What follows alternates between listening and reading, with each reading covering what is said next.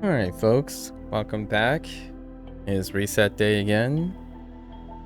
We're on week 3. So just a slight recap of last time. We managed to actually hop into our first run of the dungeon. Appropriately on week 2 actually. The Imperial Citadel. And we managed to complete an advance run off of a random group, which was nice. After having a week to reflect, I did get a chance to pick up 1 or 2 more runs. Another run late in the evening, my evening, on the NA side of things, and it didn't quite go so hot. There are certainly definitely stopgaps at the first boss and the third boss, interestingly enough. Not too bad. Then I tried again a little bit later, like I think it might have been 2 days apart, like 2 days ago and then 2 days before that. That one went pretty well. I still think the first boss is probably the most interesting. Lots of juggling, lots of things. Every role, you know, a lot of people have different roles. That's pretty fantastic. Although it's kind of lengthy if things go wrong, or like things go less efficient, right? Like the ground is lava thing catches people off. The snake being too close to the boss, but luckily I'm the one that's in charge of that, so you try to lasso the boss around. Sometimes the snake kind of moves really quickly. The snake heals the boss. We'll see if we can get in a random group for the Imperial Citadel again.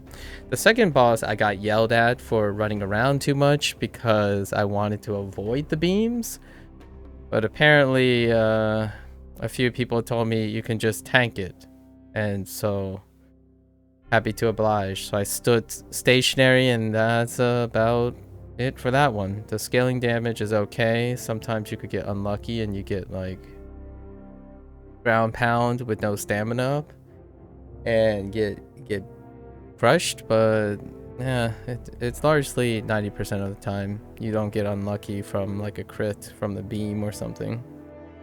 So that was pretty interesting. The third one is still chaotic as usual. Golden Donuts. Yeah, it's officially, a lot of people call it the Golden Donut. So the donut is what crushes the pain givers. A lot of times pain givers like to be in that specific distance. I got a pre-roll ad, so I missed so many of the things you said. Oh, I'm just reviewing, as per usual, last week's Neverwinter stuff. Hello, Indy. So, the third boss, I like the third boss a lot, because a lot of things are going on, and I love the first boss too. Not a lot of things are going on for each individual role, but each role has something to do, which is fantastic.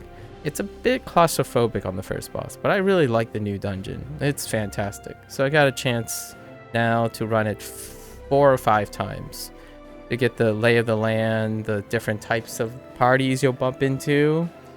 And there are definitely a lot of different parties when you're a random queuer. So hopefully we get a chance to do that. I love, yeah, Indy. I love it when everyone has something to do. I had a bit of successes and failures, and one thing, the pros and cons about the psychology of having a boss that has everyone doing something is that sometimes you might like a blame game might run high. You know, there's less redundancy, so when you have random people who are not affiliated with each other, when someone like drops the ball, it can be a little tough to navigate and encourage everyone to try again, right? So naturally, I love that everyone has like a pivotal link in the first boss, and then the third boss is everyone has to be consistent, but there's some redundancy. So that one is everyone gets attacked with the same many different mechanics. So that's the like other side of things. Everyone's responsible for tons of mechanics or old school mechanics. There are a lot of legacy mechanics. So to me, it didn't seem like a lot, but I have to keep in mind that if they are new, they might not be familiar with all the recurring mechanics. The boss itself, traditionally in this game, in this MMORPG, all the mechanics are stacked on top of each other, and then they add one or two and it's stacked on top of each other. So legacy knowledge comes into play a lot that deflates the complexity of a boss. You're used to seeing certain things, right? Game logic and whatnot in game design. So, and then the middle boss turned out to be the simplest, which usually I tend to find that the middle boss is the one that they like to hit a bit hard. And then the third one tends to be the most complex, but the most scrambly, which it still is. It's the most scrambly, as in if you like just weave on by, but you like took a spill, you screw up here every once in a while, it's pretty all right. Like the third boss is very tolerant because you're at the home stretch. It's very complicated, but because of the increase of complexity, it's less punishing. Like you don't insta die, right? In the second one, last week, the point of failure is you instantly, permanently die if you stand in the middle. So that's kind of like the thing, right? Oh, I think the Twitch chat just buffered for me, so that's kind of weird. Anyways, let's hop in. Let's do our dailies before we hop into a dungeon. Hopefully we find a dungeon. I need to complete it within... I need to complete all the tasks within 2-ish hours, or else we won't be able to find a party very easily because it'll be too late for the EU side of things. Because EU has most of the players right now. Also, like traditionally, we moved our story quest to today. So milestone-wise, we're gonna see what milestone 2's story things. So as far as the story goes, we're about to stick it to Zelith, which we kind of Emperor Zelith as in the dungeon, as it implies. We still haven't figured out how we got to that point. We're right now cozying up to Volkoth, the local kingpin of Doomspace, and let's see what he has to say after we cleaned up some stuff. First, let's turn in and get our repeatables here. I appreciate my brother, the Gitzerai. Yes. These are repeatables. And then let's get our weeklies. We're still working hard. The serene. Okay. Grab our weeklies first. All the blue ones. And then let's see what dialogues we have. Vestra doesn't like us. As appropriate of a Githyanki, but let's see. Show us your worth, Ishtik, and maybe we will grant you respect. Alright. Respect's gotta be earned, right? You persist? Your stubbornness rivals your foolishness, Istik. Among the Gith of Tunarath, strength and unyielding allegiance to our queen reign supreme. Before a youth leaves the creche, they must demonstrate the strength required to survive in our society. Combat is the measure. A pivotal trial involves hunting down the most detestable of Geish, the undead beings you call Illithalich in your tongue. Those Gith who return, bearing the rare tendril rings of a fallen Illithalich, prove themselves worthy to exist. Do you possess such worth? Illithalich. Interesting. I didn't realize that's how you call them as like a whole. I thought it was like illithids, but illithids. Illithalich. Interesting. And then I see that they threw in some of the Gith's constructed language, like Geish? I don't know how they pronounce this just now. All right, so basically, call the call the people they call the existing creatures that they don't like, right? The Illithid. That's interesting.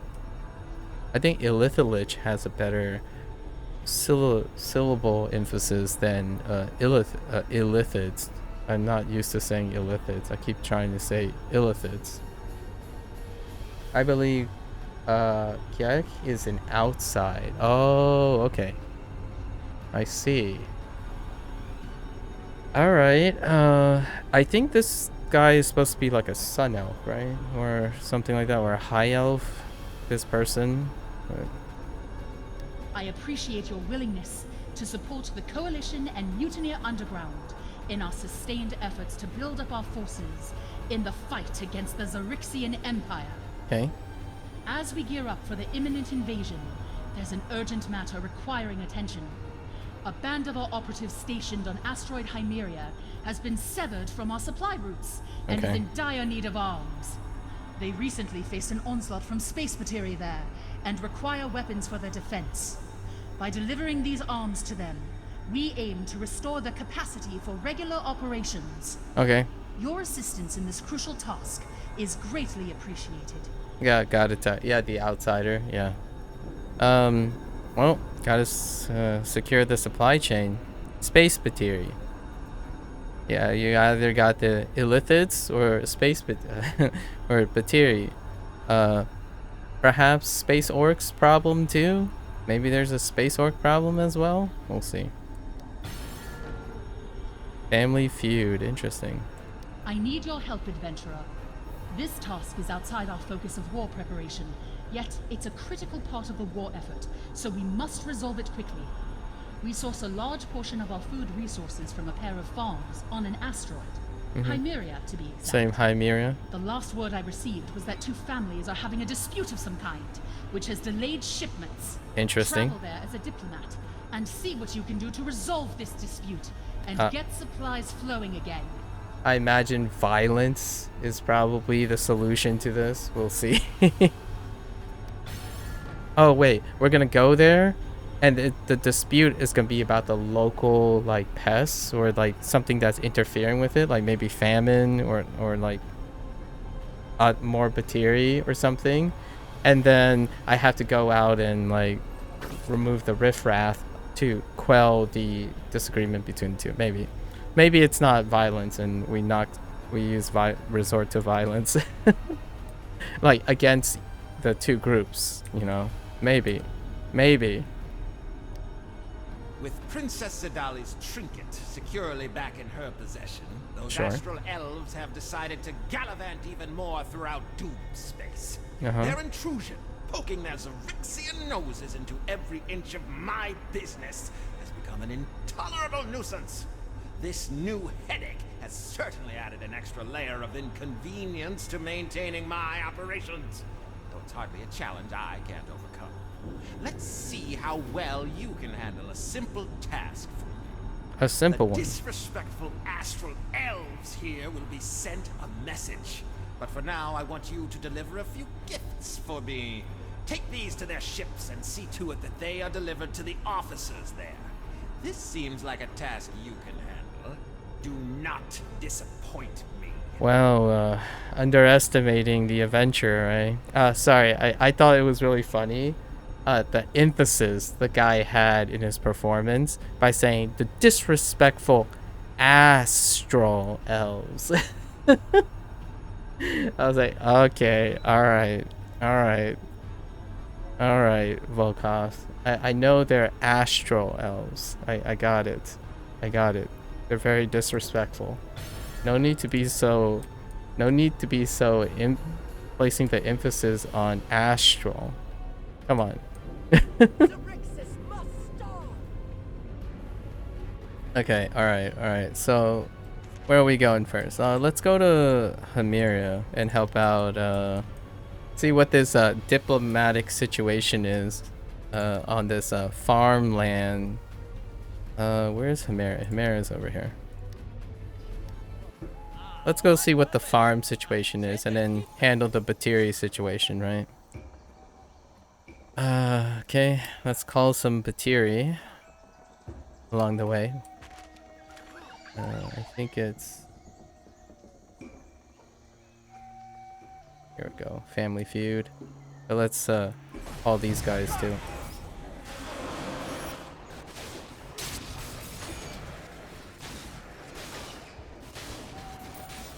I forgot that I was playing Neverwinter.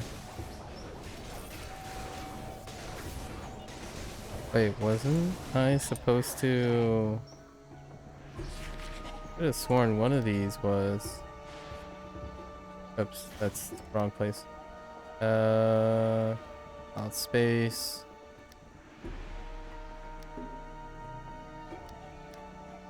Oh, wait, what? Okay, never mind. I'll just leave. Let's go to a fishy situation. Why do I feel like I need to do some fishing now? Oh. There is water. Alright.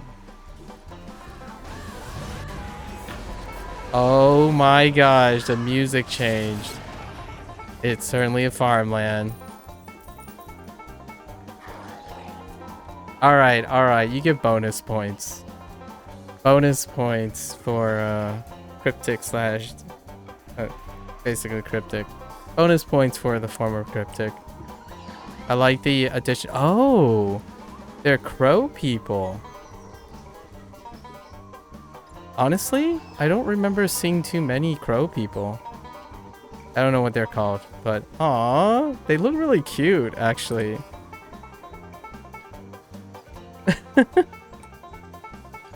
Clanker McCrow. The Huckfells causing trouble. Bad bird family. Okay. Those Huckfells always make trouble. They fight all day. You can stop them. Maybe you find way. Oh, I love this character. Alright, I guess we're gonna go kick some astral elves, you know? Alright. Fair enough. Wait. There's something else in here. Oh my gosh, this is so good. Elves? Okay.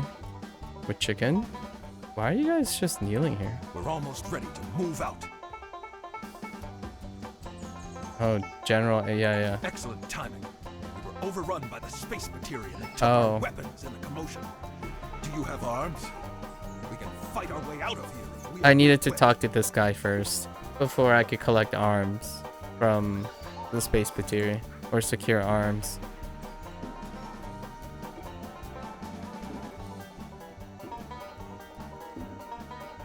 Okay. Alright, let's go help out this McCrow. Let's go help out McCrow. Dude, these guys are really heckin' cute, man. What the heck, dude?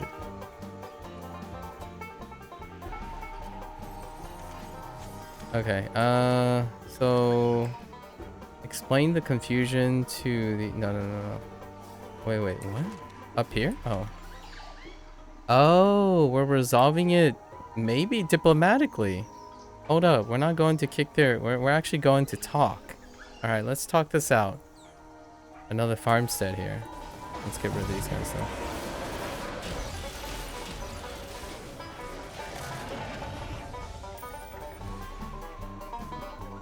Oh, they're no, not the elves. The what the... Wow, that guy's face is the stuff of nightmares though. That guy's stare is... It's the stuff of nightmares. I've seen these guys before. Glark Huckfield. Alright. Those dang-gone crows never quit. We'll be watching them. Alright. Squawk. Are you having some problems with the McCrows? We sure are. Those doggone McCrows been causing all sorts of problems. Well, first they mess with our farmers, and then they blame us for stealing some of their seed. Heck, we don't even eat seed. We eat fish. Okay. Fish situation. Oh, let's... I find it very humorous that there are birds, crows, and they're talking about stealing crops. I don't know. That's probably a thing in D&D, and it's supposed to be this way, but I think it's pretty humorous. This is likely the work of those Batiri here, causing trouble. I'll go talk to the McCrows, I see. Batiri? You think they did all this? Well, if that don't beat all, now you got me feeling bad for all the things we done. Maybe those McCrows will understand if someone could just go talk to them. I am being a diplomat right now. Well, how that, how did, he sounded very, you know, got that, cliche southern accent. I kind of like it. Oh, that don't beat all. Alright, I guess we're talking. Wow. Nice house, though. Nice place. Alright, let's go back. I appreciate the banjo. I really do appreciate the banjo, though. Alright. Oh. Thin out. Oh, we might as well thin out things along the way. The Batiri. Alright.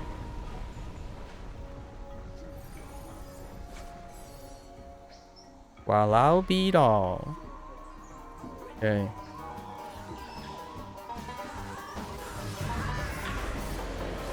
Oh, I need to source fish somewhere. Oh, yeah. There you go. Yeah, there was a pond nearby. So we're just gonna go grab some fish. Oh, do I just use my hand? Oh. Oh. Okay. The sound effects here are really loud. Okay. Alright.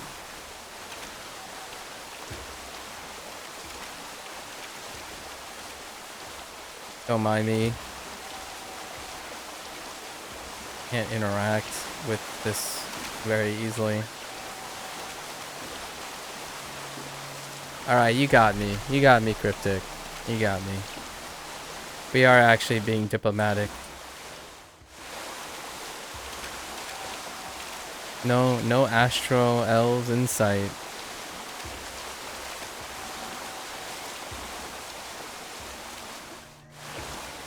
Although the sound effects here is kinda loud because they're overlapping on all the spots. Alright. Okay. Go back. I love that banjo sound. Alright.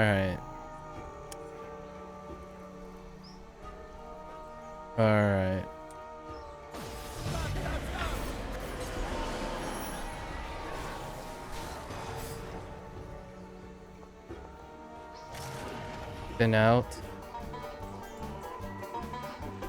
What do you guys look like? Just a bunch of tips. Here you go.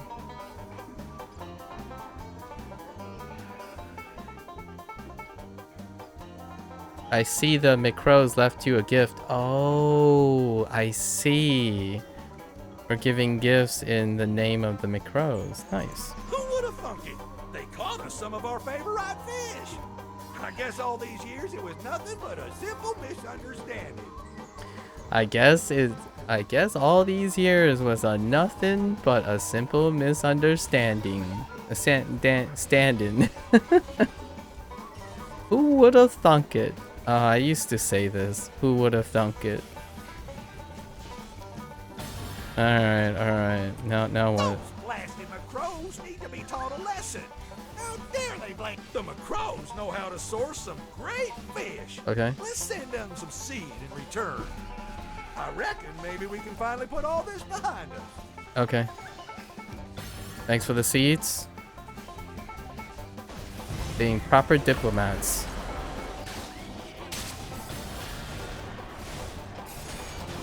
Although this kind of way is kind of underhandedly because it could backfire if where it gets out that we're facilitating being a middleman without the consent, right? Stuff like this can kind of go sideways very quickly. Oh my gosh, I am... Holy rubber band. Alright, there's some serious lag right now. Okay. I see them.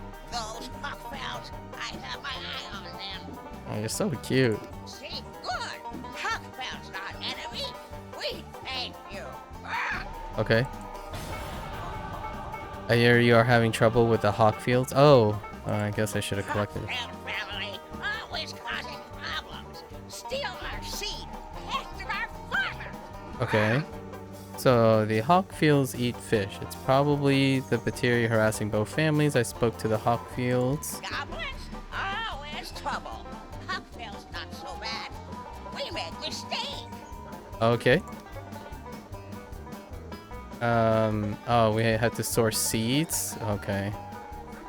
Oh, so I forgot to do both those tasks. You can probably pick up the seed task too at the same time. So what do we do? Oh, someone already cleared this. Yoink! My seeds now.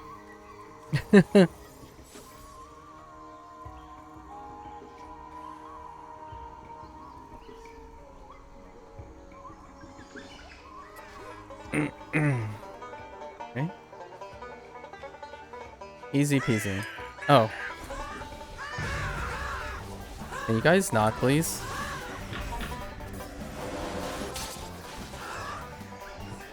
Okay.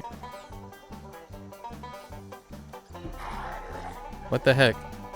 What's keeping me in... Oh my gosh. How did that thing move so far away to pull me into combat? Come on, man.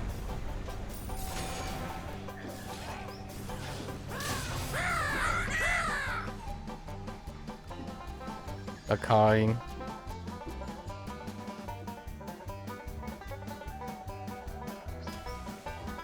Okay. They left you a gift? Oh, seed. They left us so much seed. We're sorry now. Goblins cause big trouble. I'll be sure to let them know.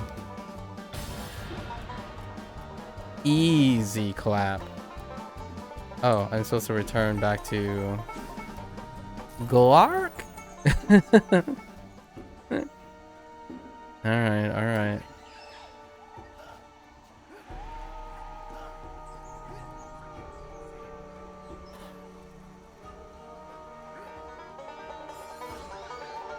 We're back. Well, giving them that seed will make things right, I reckon.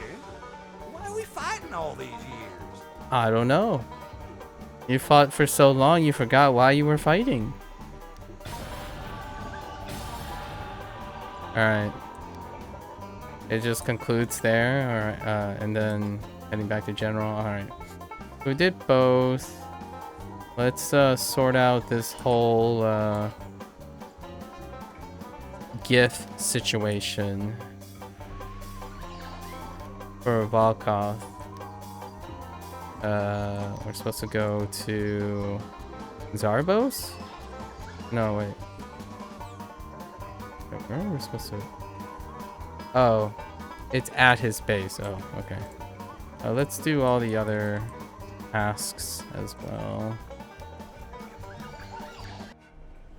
What do we need to do here? Yeah, illithits for the very angry Githyanki Vestra? And collect tendril rings, right? I think we're supposed to collect tendril rings here.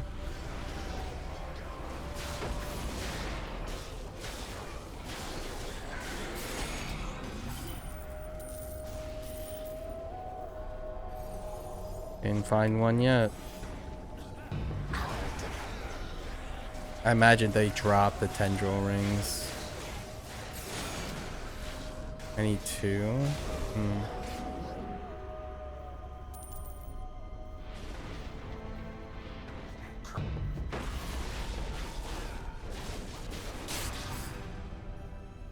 Hmm.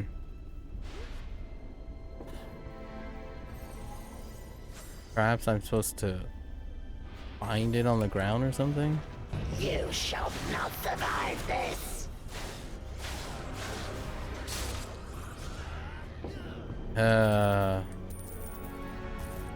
Okay.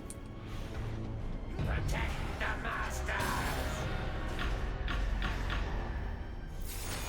Wrong button. Oh, hi. You don't have. Oh, yeah. I see it.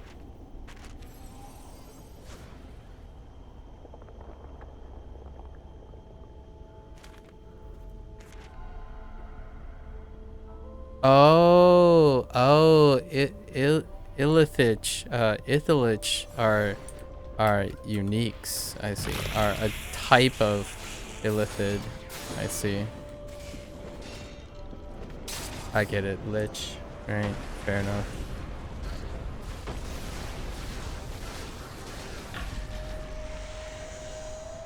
Oh, and then that's where I get the rings. Okay. Fair enough. There's another spot up here. Oh, hi there. Space lizard. Space, I said lizard. Space worm. We've seen that space worm model before.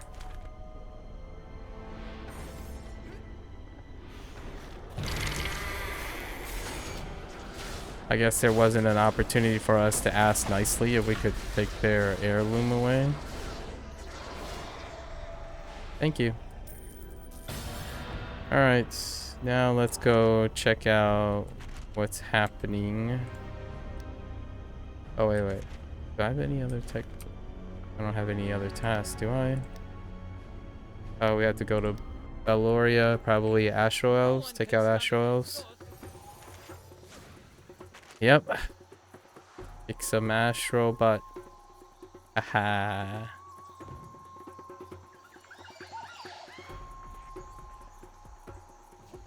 Okay.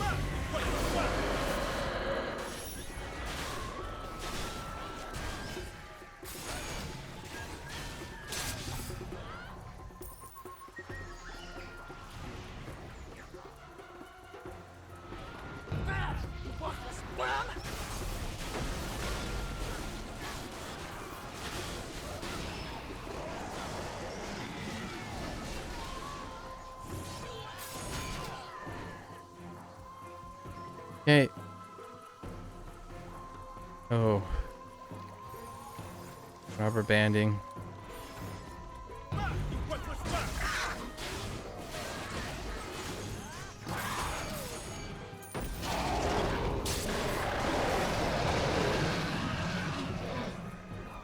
That's kind of loud.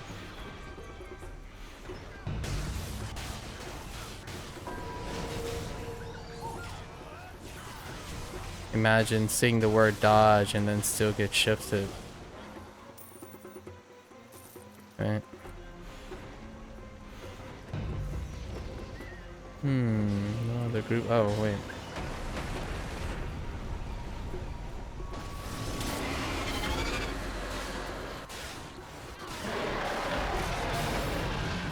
Okay.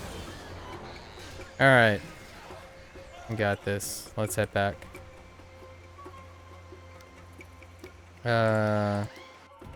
We gotta give a gift to the Star Moth office. People skipping on their taxes, maybe skimming off the top, you know. What's the hold up?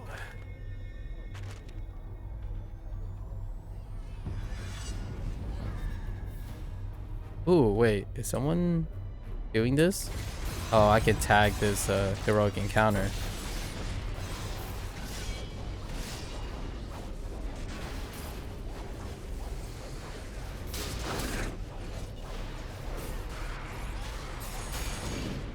Ow. Ow.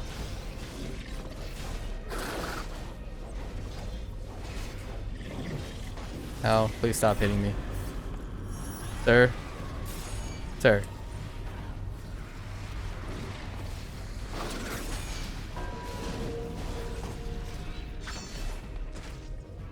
Okay. Oh, what's up with the ground? The ground is kind of weird. The lighting's all screwed up. Okay. Alright.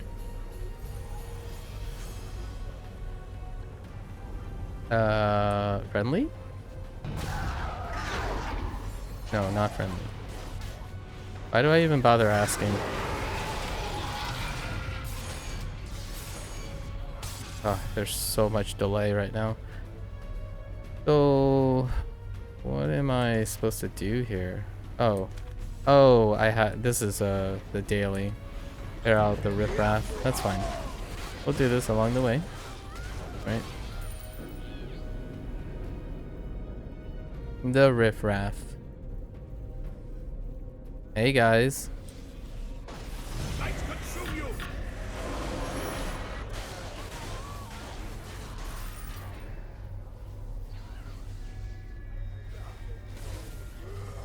Alright. Let's try to do this diplomatically, right? Actually, let's take out these guys. Extra takedowns.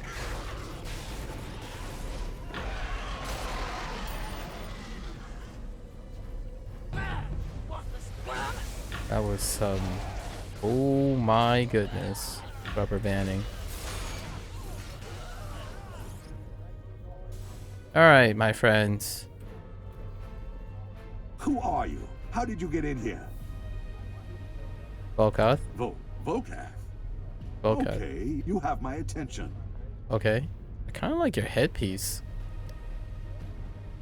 Okay, get back to work. We're out. That's it. Gave them a stern look and they're like, oh, alright. We'll get back to work. Alright, fair enough.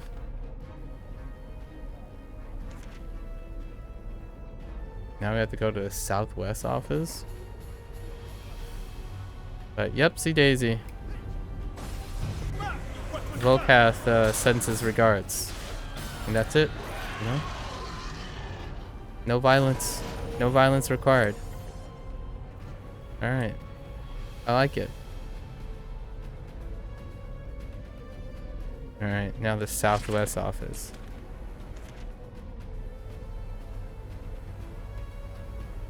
Oh, I didn't even realize you could do this. I see. Friendly? Friendly? Oh, can I navigate this? Friendly? Coming through. Friendly? Friendly? Friendly? You're not an astral elf. Dang I'll it. see you arrested immediately.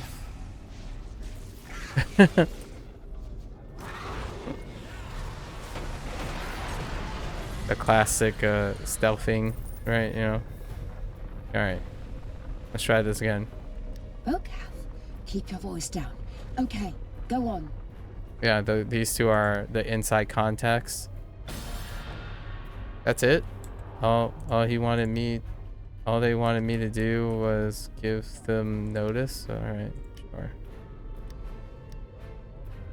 All right, let's go back. We got some stuff.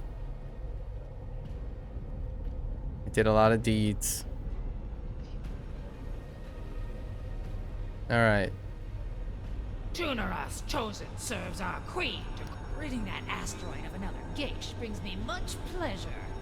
This shall help my legion in our efforts.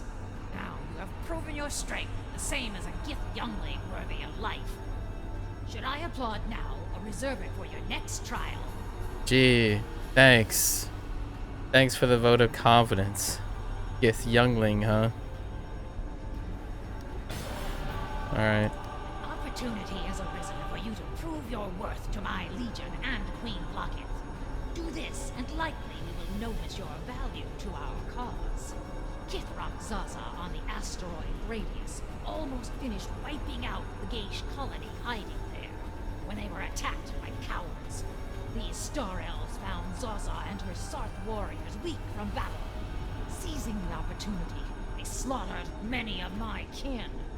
I know that these warriors fought bravely and died an honorable death, yet this act of treachery by the Star Elves demands retribution. Journey to Asteroid Gradius, locate my Kithrak, and exact vengeance upon the elves. Will you undertake this, Istik? Alright. Alright. Rescue mission. Zaza. Sure. Alright. Stopping the Empire. We understand your capabilities extend far beyond simply ferrying weapons, yet it's the presence of the space materia that demands your expertise. We appreciate your collaboration with our operatives on site to replenish their arsenal. This will enable us to press on with our primary objective, preparing our forces on Verderon. Your invaluable assistance in this matter is deeply appreciated. You're welcome. Man, I really like the sword, like the weapon. I didn't get any drops yet, but I really like the weapon texture for the new set. Alright. So it was the space materia there causing trouble all this time. We're grateful you were able to get this resolved. It's quite peculiar how two families found themselves locked in a feud over food. I don't know about that. They're just doing the classic, you know, classic neighboring things. Alright. The operatives you supported are responsible for maintaining our arcane anchors across Wildspace. Sure. These anchors serve to deter Xerixian Starmoth ships, safeguarding our safe houses and bases from interference. Your task is to travel to Tanis and secure the necessary crystals vital for channeling magic within these anchors. These crystals are essential for their operation and are vital to the Mutineer Underground's mission. Visit the anchors on planet Beloria and replenish their supply. Your assistance in this matter is greatly appreciated. Oh, interesting. In between, why don't you just ask Volkath for some Venasian crystals? He traffics them. Alright, Volkath. Friends may turn. Back already. You know, the last one I sent never returned. Interesting. Watching your progress closely, realm space adventurer. Ensuring those Xerixian officers stay compensated is crucial to safeguarding my operations and we were maintaining a paying them vigilant off. eye on the Sure. Empire's movements. Right. Their meddling has been hindering my trade coalition's ships, disrupting taxation, and impeding my income. We're paying them for inside information. Jamming the Spelljammer. What do you have against the Spelljammer? Putting a damper on those pesky astral elves will serve as a clear message that I am not one to be crossed. Gallivanting around my base as if it were the Imperial Citadel. Outrageous audacity from Emperor Zavan. My contact on planet Remeti reports an intriguing discovery. Ancient artifacts that don't rely on magic, but can wreak havoc on Spelljammer ship helms. Oh. Head there, Nondescript retrieve one, Spelljammer. and consider gifting it to a Star Moth ship near my base. Let's see how they handle that little surprise. Okay, so something happened to Emperor Zavin, because when you go into the Imperial Citadel, it's Emperor Zelith, as in like Zelith at some point took over his father. I'm guessing Zavin is the father's name, which is the princess, what's her name? Zarelia? Is it Zarlora? She's standing right next to her. I keep forgetting her name. Zadali and Zelith. But by the time you get to the Imperial Citadel, when you storm the Imperial Citadel, the Prince Zelith has named himself Emperor. So something happened to Zavin, their father. Maybe imprisoned. Who knows? Perhaps they'll disclose that. We're at 47, so we can turn these in. When I am made Empress of Xerixis space, Yeah. Volcats, generally the Hobgoblin Cog forces loyalty. Yeah, these are the repeatables. Alright, so go find What are we doing? Let's go and get the jammer, right? This is where we first met whatever race Volkath is, like the mercantile race. Oh, and it's the same platform actually where we met them. That structure back there.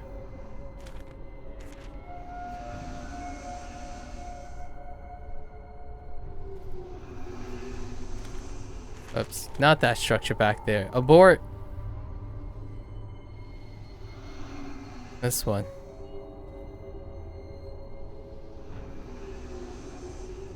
Yeah, we helped these guys out. Gained their favor. What is... Oh. Oh, interesting.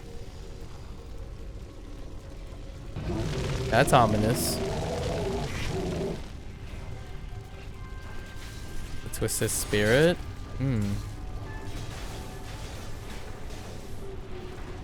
I don't understand.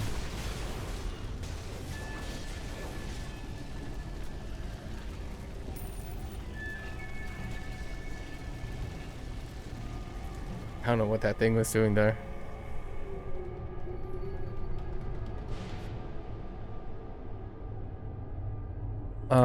Place the ancient mechanism on the Star Moth. Oh, space, that's fine. What else can we do while we're here? In Remichi space? Zarbos? Oh, probably take out more illithids. Right? Yes, defeat more illithids. Of course. What is a hero adventure to do? Other than, you know, all races over and over again.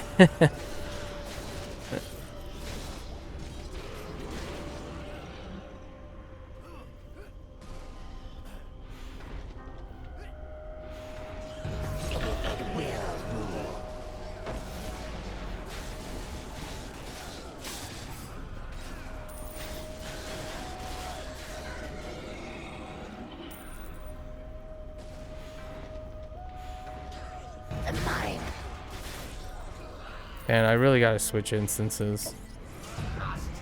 Whichever instance I'm on is like really lagging hard. You can feel it. You can feel the delay.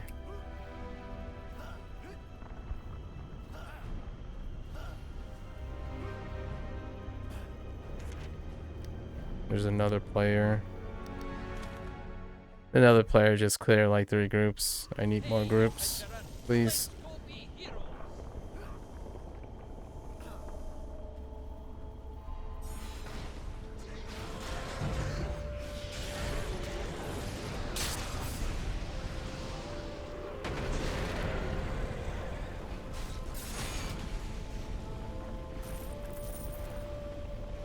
One more.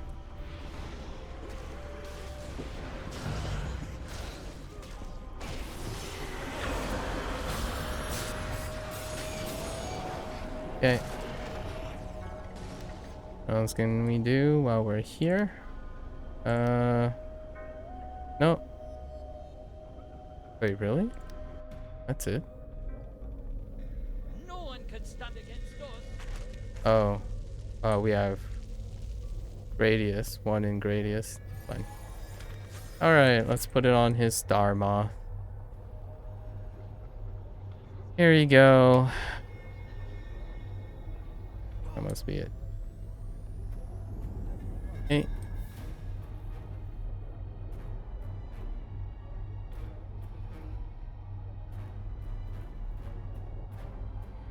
Leap. No aggro, please. No aggro.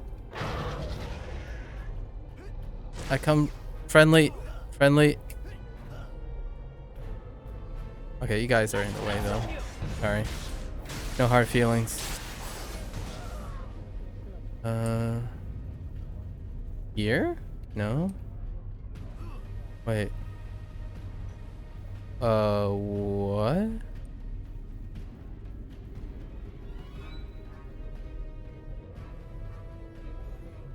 Excuse me?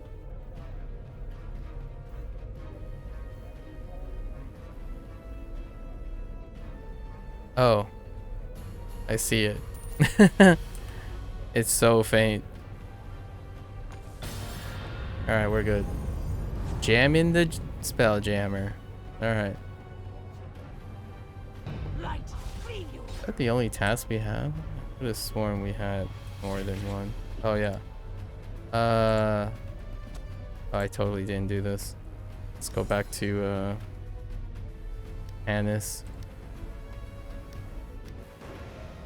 I can't just let you run into trouble.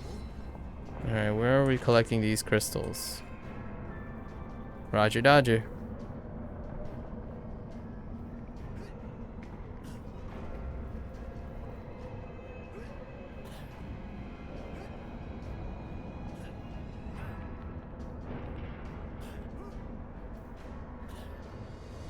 My crystals now. And we're... Oh, okay. We're heading to... Valeria?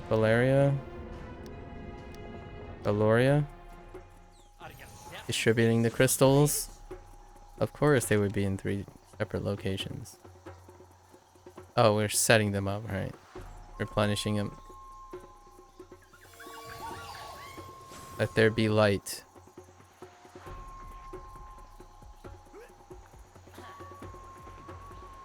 Right, this is a planet. Gravity.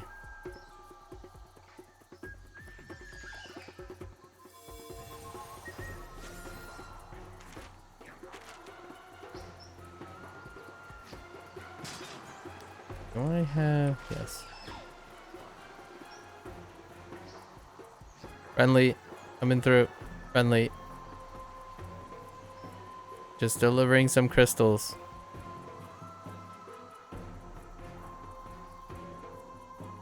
Okay.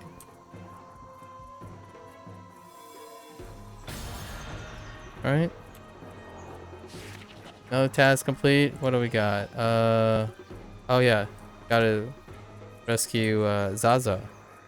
Where's Zaza at? Gradius? I have other tasks to do in Gradius, right? Kick some Astro Elves.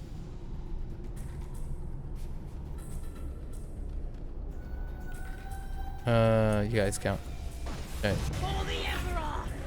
No hard feelings.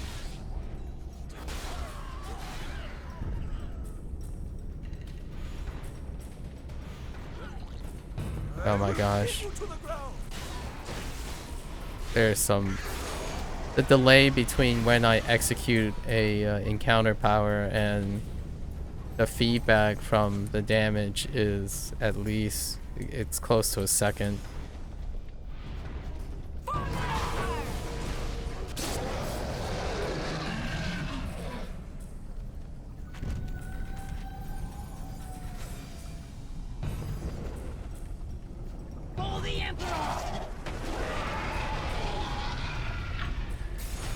Oh my gosh, that delay.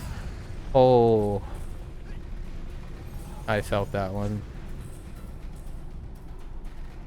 Much more so. Wait, why are what? No, I don't need to take... Listen, peace, peace. Wrong targets. Stop. I didn't mean it.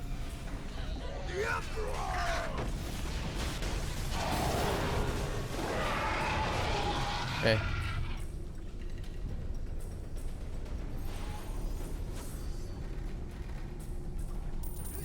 Okay. Alright. What do we have here? Are you guarded? Peace? Oh, you're fine.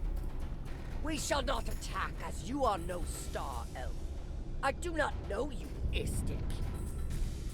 You're fine. She sends an Istik? A test of strength. It is the Githyanki way. Oh.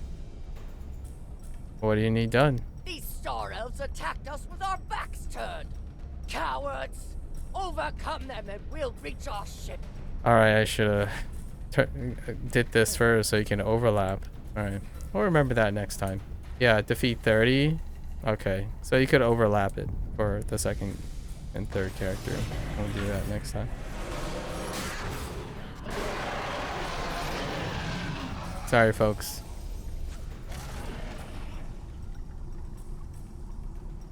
No hard feelings, right?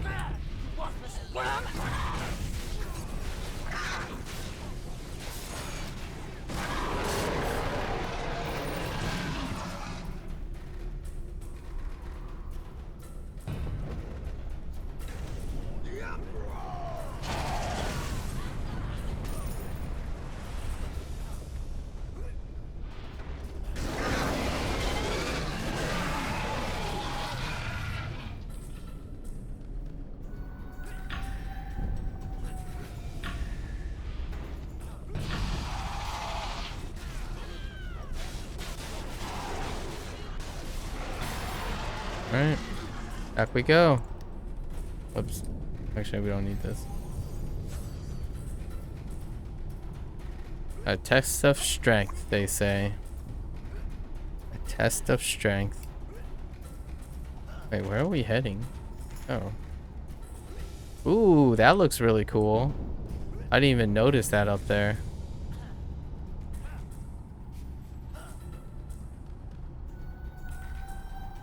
Oh. Oh, we just return?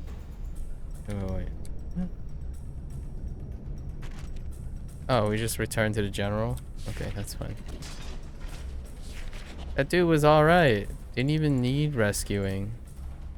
Yeah, we're fine. Let's go back. Hey, adventurer. Hey. Let's go be heroes. What's over here? What do we need to do? Can stand against us. Oh. Collect the boxes again. Okay. We'll do this very quickly. I think we only need to turn in one set of repeatables. Whoa, what happened to the boxes? Nothing is visible here.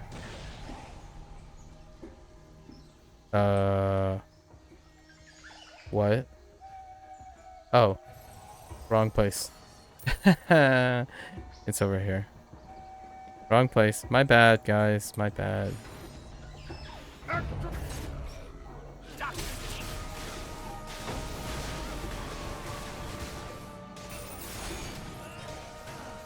Okay. Give me the goods. Okay, wait. I was The just taking a goodzu. little off the top. Volcath would never notice. The gozu. Goodzu? Gozu. Goodzu? Goodzu. All the goodzu. Thank goodness this isn't unique. I mean, thank goodness this isn't... this is not a... Oh, it is unique, sorry. Thank goodness this is unique. I don't have to share interactables with that dude there. Yay! Alright, let's go back. If I have 25 left, then I'm just gonna turn in the arena. Do the 5 rounds in the arena. And we'll be at 100 for the day. We'll keep the dailies for next week. Alright, there you go. I did it. Your test of strength. My legion will swiftly return to complete our task. Upon our return, any star elf who remains shall face the edge of our silver blades. We will relish in the rending of flesh from bone. Well, it did say don't call it a rescue, so I suppose I wasn't reading. The funny thing about Silver Blade is they're not that great, actually. Silver is not that great of a material, really. Oh, there's more. It appears that few of Tunarath's chosen were taken prisoner at the hands of Star Elves on Gradius. My warriors do not yield willingly. They must have been overtaken and disarmed. To surrender is a disgrace. Return to Gradius and liberate them. Should you accomplish this, I will regard you with some favor, Istik. Man, the gift really does remind me of what? Oh no. The Klingon, right? The Klingon. It's encouraging to hear that hostile ships near Valoria are being redirected. Well done. By steering Xerixian attention away from Valoria, we have an opportunity to locate any remaining loyalists of the Mutineer Underground still stranded there. Our next step is to safely extract them from the planet. I'll promptly deploy rescue teams to initiate their evacuation. Your efforts have been invaluable in this operation. Oh, so there's more. Dang. Holy heck. Your recent actions on Tanis haven't escaped notice. The Empire has responded by bolstering their presence on the asteroid. Of course they They're did. aware of the immense value of the enigmatic crystals mined there, and are likely aiming to claim ownership of this resource. Regrettably, we're unable to divert Mutineer Underground resources to safeguard Tanis due to our buildup on Verderon for the impending invasion. We request your assistance. Travel to Tanis and reduce the Imperial forces stationed there. This will aid us in maintaining the flow of crystals essential for the upcoming assault on the Imperial Citadel. Your skills will be pivotal in tipping the scales in our favor. Fair enough. Wow, so I might not even have to do dailies on the others. Yeah, we've already crossed the 25 mark. So you don't even have to do dailies after turning in the 1. Delivering a message with finesse is my preferred approach when teaching a lesson or two. While I might fancy the notion of merely obliterating their ships, I'd much rather let the realization sink in gradually. That setting foot here was a grave mistake. Your ability thus far seems adequate. Okay. I'll take that as a compliment. My network of spies. It's not just extensive, it's the key to my rule. That adaptability, that's my secret weapon, letting me tweak strategies, seize new opportunities, and effortlessly glide through the ever-changing landscape of Wildspace. I want you to gather some information for me.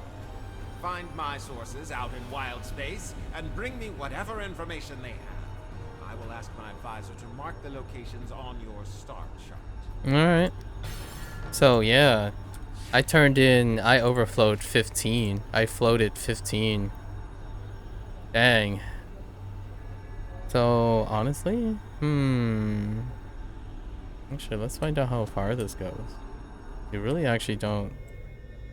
There's so... This is extensive, actually. I kind of like it. And it had a little highlight with a farm.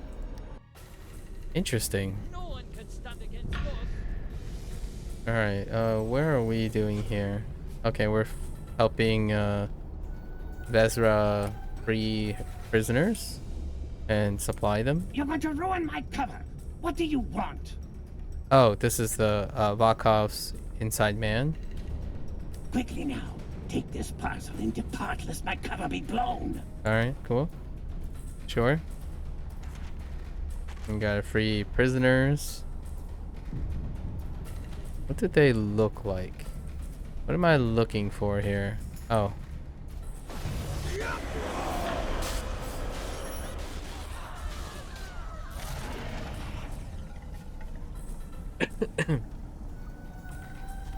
Okay.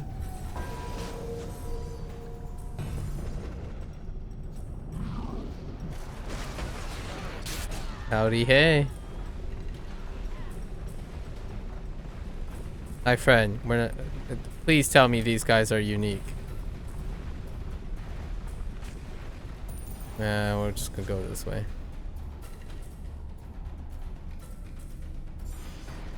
Is there a guy in there? It's kind of hard to tell.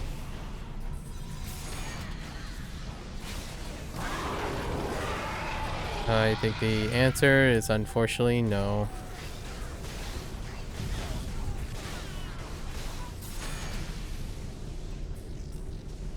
Can you not, please? Alright, I'm changing instances.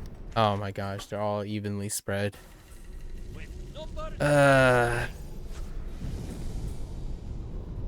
don't know if they're unique or not, but I don't want to deal with waiting on things here.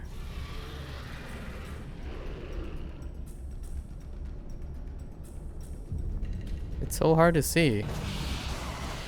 Oh, can you not? Oh, they are unique actually, because you can't interact with the same one. Okay, so can confirm they are unique. Usually if you can't interact with the same one, then they're unique to each player. Okay. They're not random spawn. I'll take it. Go free, my friend. Be one with whatever it is that you do.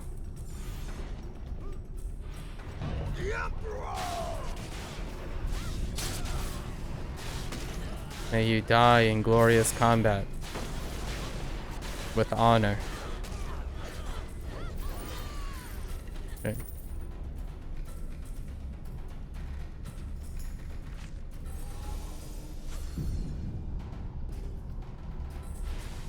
Your world deserves its fate. How about now?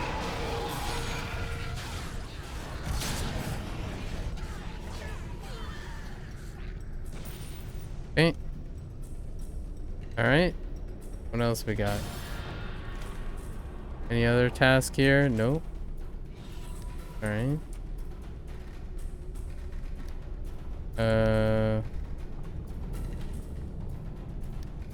It's just business. I can't just let you run into trouble. Gather information from their informants. Oh wait, and what was the guy I was interacting with? Oh, I have to go to all of these locations. Ugh.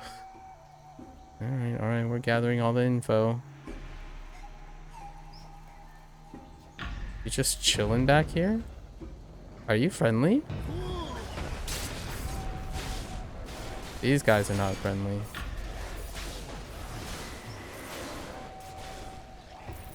Okay. Hush, hush! You're wrecking my hidey hole! Yes, yes! Take this! You All right. leave now before they see! Thank you for the information. Alright, off to Tannis. Leave this one to Man, me. this guy's network goes deep. Oh, I guess we have to kick some asteroid L's butt too.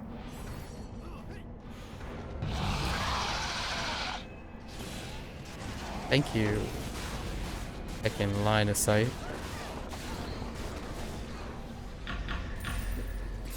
Wrong button.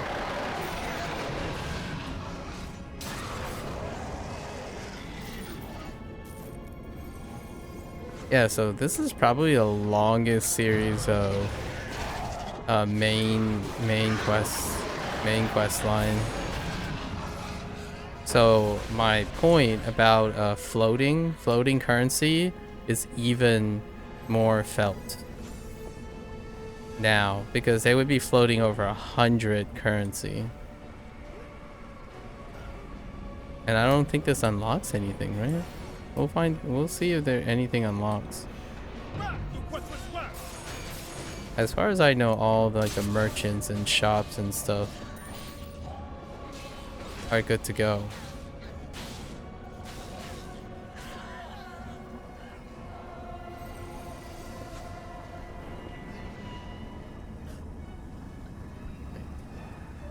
Informant. Who are you? I do. Take this scroll. Thank you for the but info. make haste before I'm discovered. Yes, I'm aware. I'm gone. I'm to the wind.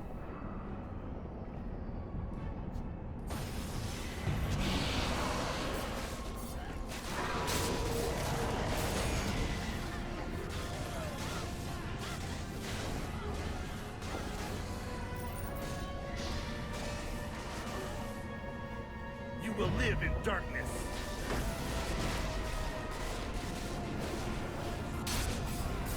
Empty threats. And more. All right. Light cleave you!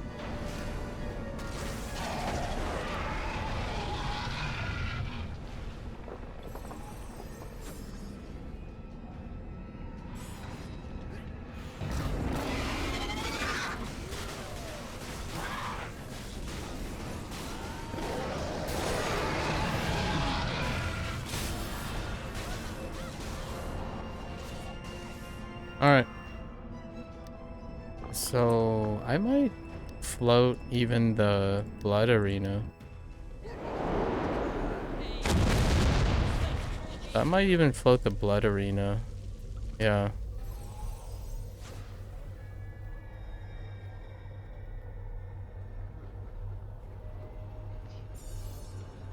Hey, I'm back. Wait. Oh, dang it. One more location.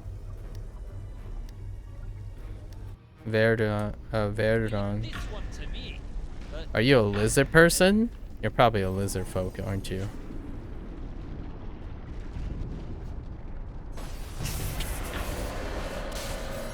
Oh, the dude's kind of adorable. Oh, there, little guy. So, you see through my disguise. Take this and move yes. swiftly. Be quick before anyone notices your presence. Alright, alright. Alright, I'm out. Do the win.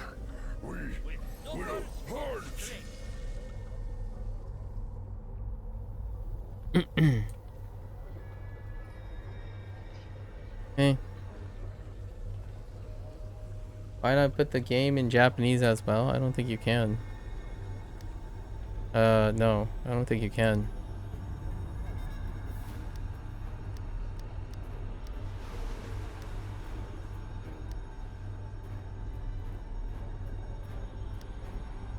No, I don't think so.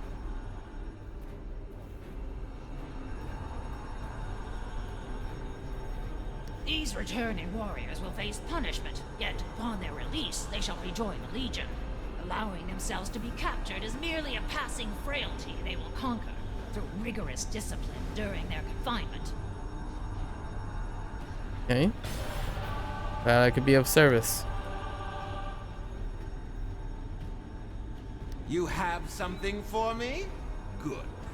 My advisor mentioned your return. I'll peruse this information when time permits. You've shown me that I can rely on you. Excellent. You're welcome. I'll take that as a compliment. It's unfortunate that my people must die for the underground to survive. But we must remember the bigger picture. My people will not stop destroying worlds to fuel the Xerixian star. Emperor Zavon's will demands it. For each world destroyed, millions of lives are taken across Wildspace. If Princess Sedalia ascends the throne, the lives of countless beings will be saved. Okay. And yeah, that it even floated. It even floated 4. Dang. Oh, we do have something. We have the Artificer's Exchange. Oh, to get the. So, what does this do?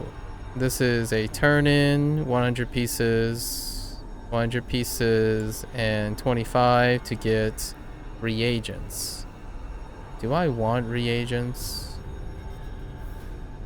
This is a low requirement for reagents. Interesting. That's helping do refinement. I'll have to look into what's offered. Fashion pack? Fashion pack. Okay. Fashion pack. Open the fashion pack and find these guys. Okay. Alright, cool. Yeah. That's about it. I don't see anything else that's different. Nope. Okay. So we unlocked this. The Artificer's Exchange. I'll take a look at that another time. I'll do the arena on my own time. To float the arena.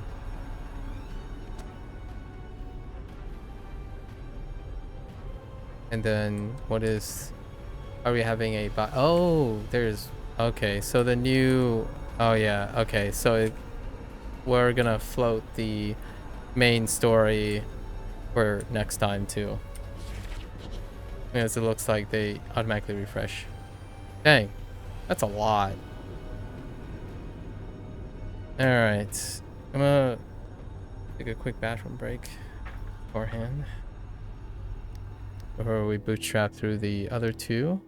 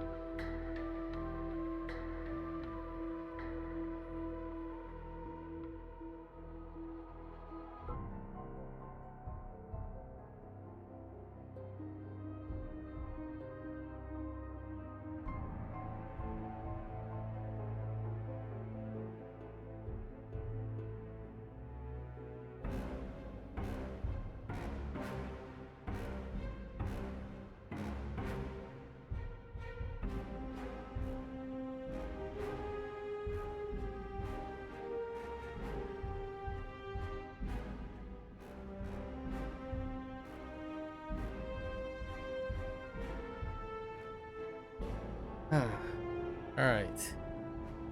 So let's swap up the... Oh wait. What does this thing say? Oh.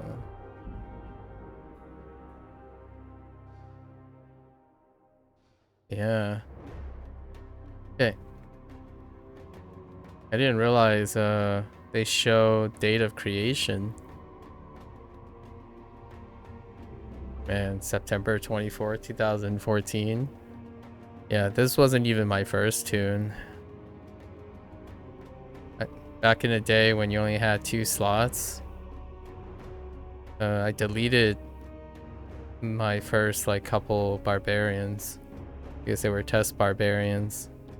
September 24th, 2014. You guys been around. All right. Hold up. Let me hop in here. Swap up the background music here. I really like the banjo thing. I think the banjo thing was awesome. Extra points. Extra points for that. Okay. So.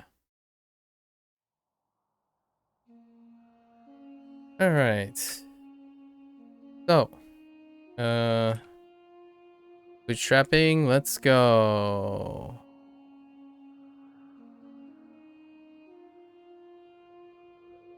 So what do we learn from the barbarian?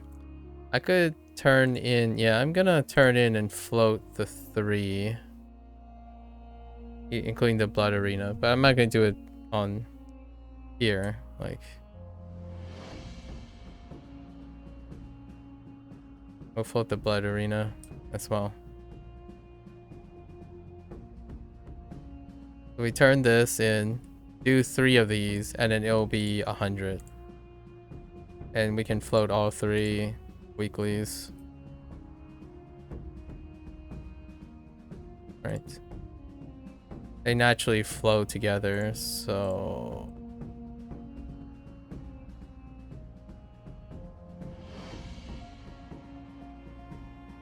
pretty good. Next week it's gonna be super fast. I don't even know if how long the quest line is for next week. It's gonna be even faster.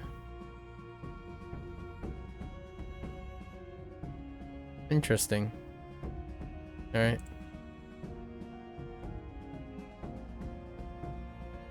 Time to deliver swift justice.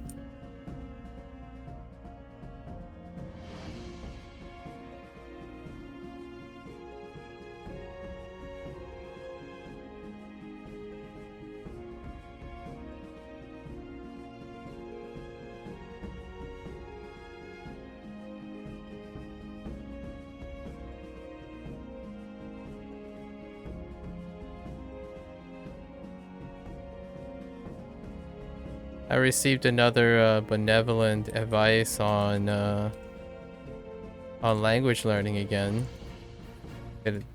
Just this morning, I think. I forgot when it was posted. It was very direct. It was very harsh, and it illustrated pretty much that I still have not encountered. Well, actually, I have.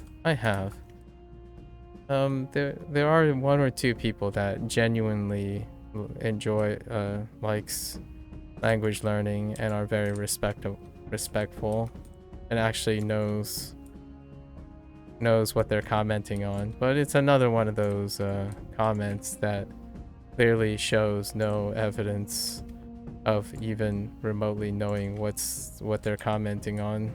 So business as usual. You gotta have like one oops. These are illithits. Oh wait, I have to take out illithits anyways. Do these count? Oh, these count even though it's not on the same planet. Interesting. Okay.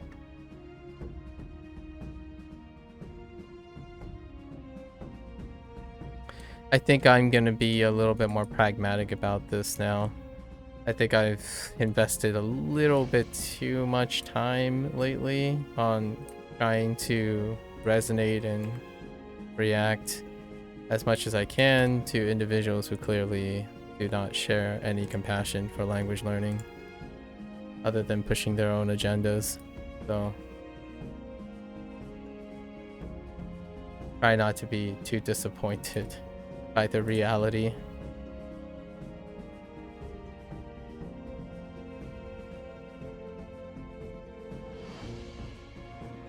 It's one of those things, kind of like the internet meme. Tell me that you don't care about me and know nothing about me without telling me that. That's the type of comment that you get 90% of the time. Especially when it comes to language learning.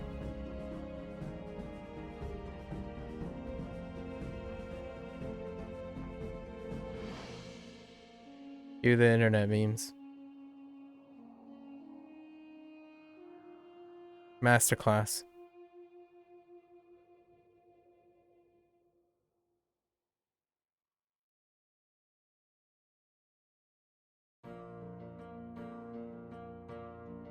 I was reading on a thread about myths about I wanted to read what the current status about. Oh, that's a word that I say like British people. Status. I say status a lot. About misinformation or stereotypes or misrepresentation of secondary language learning. And it's funny because on 4 or 5 different forums it deals with Duolingo, right? Obviously. And it's ironically one side. It's not, I'm going to say it's ironically one side because the myth is supposed to explore both the facts and the misconceptions, like, both sides of things or more than one side of things. But ironically, it's only one-sided perspective, which is interesting in its own right, but it also demonstrates the reason why I make commentary about how people do the whole projection of opinions propagated by colloquialism and word of mouth without any form of confirmation, right? So happens too often. And really, to be perfectly honest, that the majority of those threads are collectively groupthink.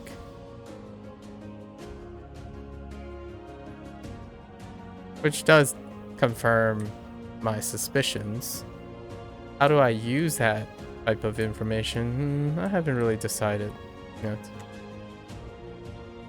Yeah, you gotta love it. You gotta love projected benevolence or self-righteousness as opposed to any evidence of compassion.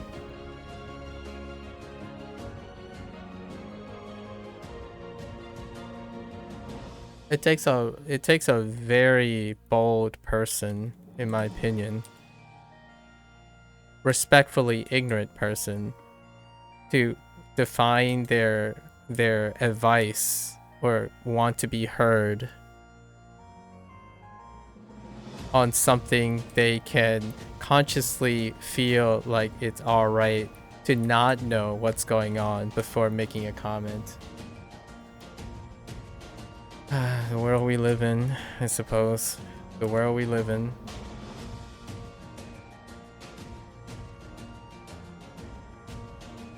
Video games are kind of a different situation, actually. It's actually kind of a novel experience I'm having right now. So I'm kind of trying to navigate how to approach these things in the future, these situations, and to come up with some creative ways, some testing, if you will.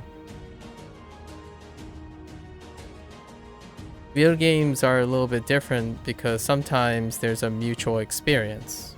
A lot of times, right? Completion, things. While the experience may vary, that's a active place of discussion. But prejudices and stuff run far more rampant and unfeeling when whatever is being talked about is a lot longer. Like it takes a lot longer. So things like language learning can be very extended. So obviously the people who make comments rashly find it okay, largely because the experience is so long they can't be bothered to dedicate any form of experience to provide credibility to their advice. So naturally the advice is self-serving. It's not compassionate. It's not from a place of compassion. Sometimes you may argue that if you're not willing to even demonstrate compassion, why offer advice in the first place, right? That is certainly a question I ask myself. I don't often, when someone asks me something, I don't often approach it in a way like, yeah, it's just a task to be done, right? So I don't go out of my way to say, I'm going to help this person, and then not do anything to know what this person may or may not require. It's the most minimal effort you can do. Probably. Observe before opening your mouth. Or in this case, permanently engraving your comment and credibility on the line to some anonymous stranger online and permanently for display in public. You really certainly trivialize your own credibility when you place zero weight on the words you share in a public space. Personally, I like to believe the people who I respect and continue to respect, and individuals who continue to retain my respect, right? I offer respect by default and continue to retain them. They are very respectful and considerate people who are a little bit more concerned about their public image and credibility than individuals who feel like somehow the internet protects their credibility by offering some nebulous, asinine remark like, oh yeah, you can do better. Please do better.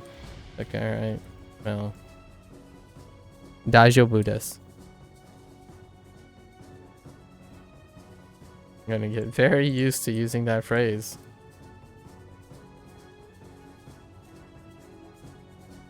Let's see.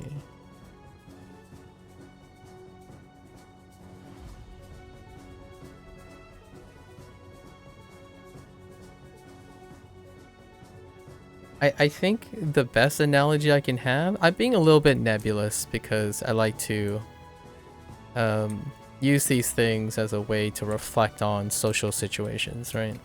I think the best analogy, an apt analogy I can think of describing the situation that I'm talking about, that advice, is you order a sandwich, or okay, you order a burger, say at your favorite burger joint, right? If you have a burger joint, maybe if you like a sandwich, you go to the sandwich place, right? And you ordered your classic, whatever you have, maybe a great BLT sandwich or something to your liking, right? You sit down and you go to look and you're like smelling it and you're about to eat it. Then someone walks in and tells you, hey, there are better sandwiches. Go order a better sandwich. Also, if you order that better sandwich, you'll also eat better. That's kind of how I describe the advice. 90% of advice when it comes to the medium that is video comments. The person freshly walks in and see that you're eating a BLT as opposed to a grilled cheese and strongly advise that you should find a better sandwich. But the reason why they said that is because that better sandwich is going to make you a better eater.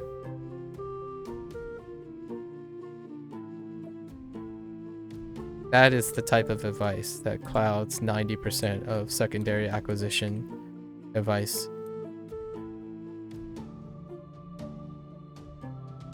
And this is no different. About every 2 days, I would say. Every 2 days. What can you do other than I provide acknowledgement? That's as polite as I can get, honestly. Some people might criticize me for for even offering the time of day, but honestly, sometimes affirmation goes a long way, I suppose. If that's what they're looking for. But boy, do I like BLTs. And grilled cheeses. So, I have considered spending the next 2 or 3 hours and then delaying my stream today to spend maybe 2 or 3 hours talking about I do both. Like, I'm sorry if your menu only offers grilled cheeses. Like, you know, you go to an establishment and they offer like 10 sandwiches and you can only ever see yourself eating a grilled cheese. That's definitely your prerogative. But for me, I see a menu of 10 sandwiches and I'm probably going to have all 10 of the sandwiches from day to day, you know, swap it up every once in a while. It takes a very ignorant and selective person to think that just because something is better means that you should use it. Honestly, life is kind of dull if you keep focusing on the same things.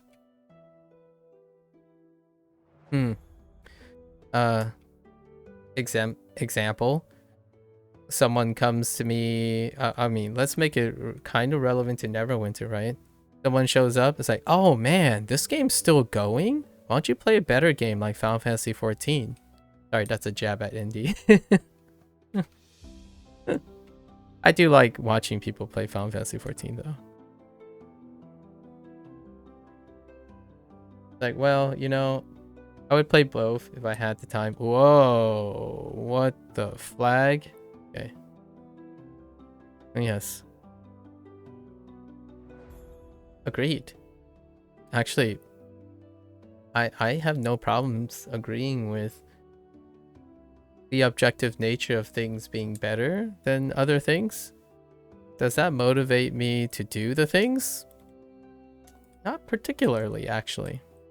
It's actually kind of fun doing things ineffectively sometimes. You might be able to learn and a lot of problem solving skills that you typically don't use anymore. So there's inherent beauty in not being the most optimal and not being the best at things. Sometimes you can turn bad things into good things, per se. I don't usually use those terms strictly. I see things that are haves and have-nots, and maybe I'll change them, right? It's an experience. If I'm crushed for time and my whole self-worth is based on how I nickel and dime my efficiency of the things I do instead of concerning myself with enjoying the process regardless of what my decisions are, then yeah, certainly. I would most definitely go out to a stranger, criticize their work based on no evidence, and call it a day and tell yourself that you're doing the world a favor and you want to feel good about yourself. So you know what? I will at least give you the acknowledgement that your advice has been read. At least that will provide some actualization and be able... That's the least I could do, right? In my opinion. That sounds a little bit selfish, but the least I could do is acknowledge that I read the advice. However asinine it was. Something like, get good, bro. Like, okay, I will. Thank you. Thank you for advice. Daijoubu desu.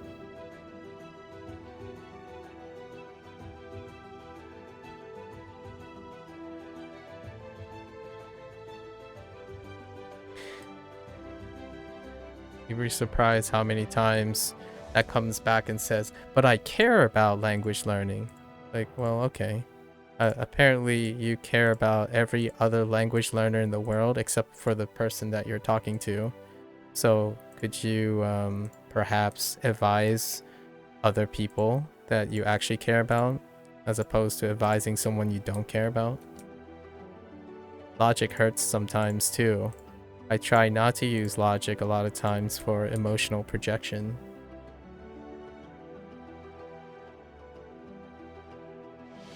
You don't talk to an emotional person with logic. That can backfire far more. Right. Let's clear some of... Clear these guys. Right? Oh, I wasn't keeping track of how long this is taking me. It's a 5? Ooh, we might be a little bit late. I don't know if we're gonna find a dungeon run.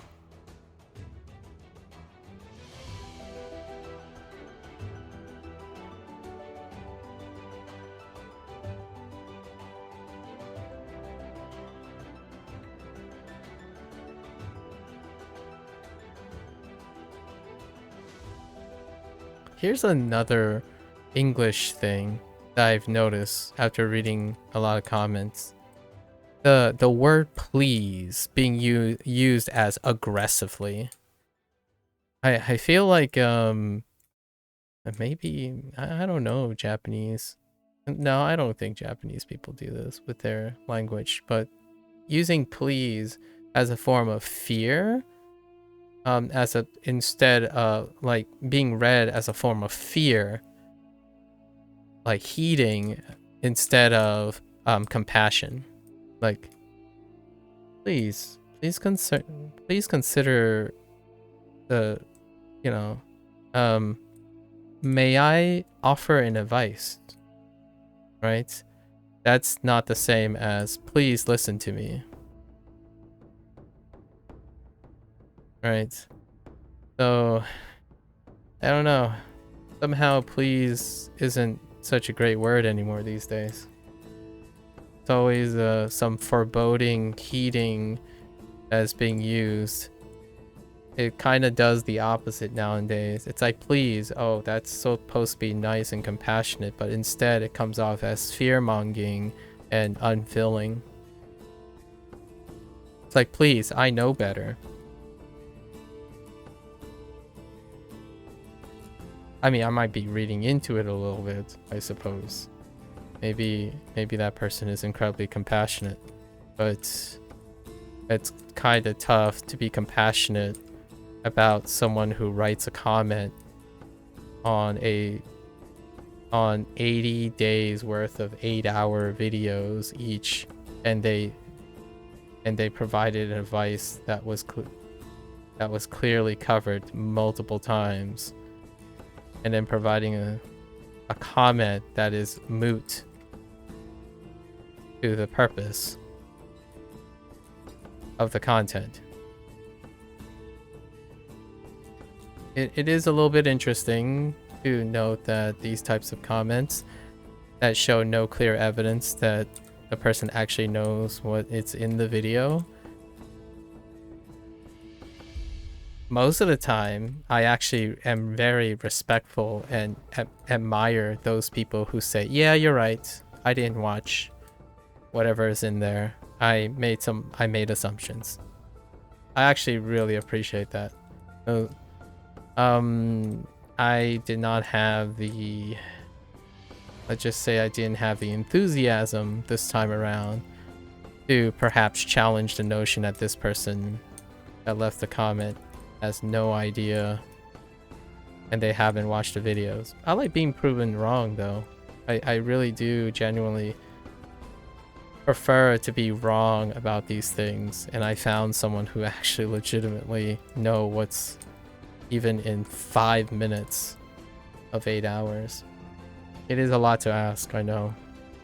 5 minutes is incredibly impressive for people nowadays. Although, with all that said, I want to highlight 2 or 3 people I have actually met who are very informative and super nice about it, because their comment actually refers to something in the video. And hopefully I get to learn a lot more from those people. This is not one of them. Not one of them, indeed.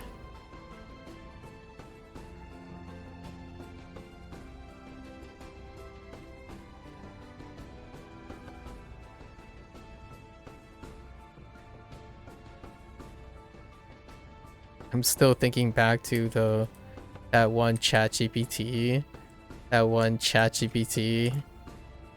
prompt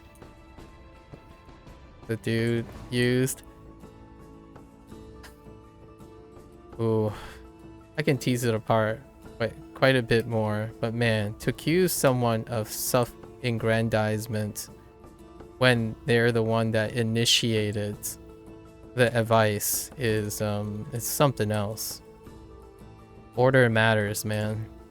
If you go out of your way to provide advice, that's different than responding to advice. But hey. It was entertaining though.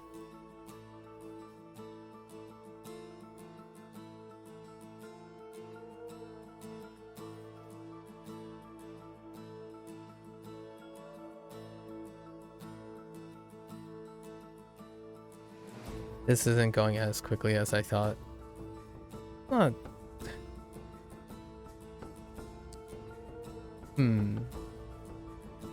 It's definitely going faster than the second week. Oh yeah, 50. I think this is the turn in the second one. And of course, there are no mobs because do these guys count? Yes. Half the mobs are dead because that person just TP'd out. Right?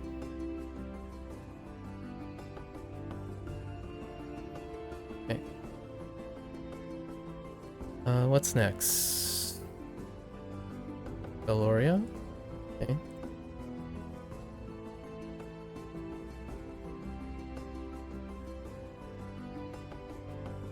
Kick some Astro L's butt.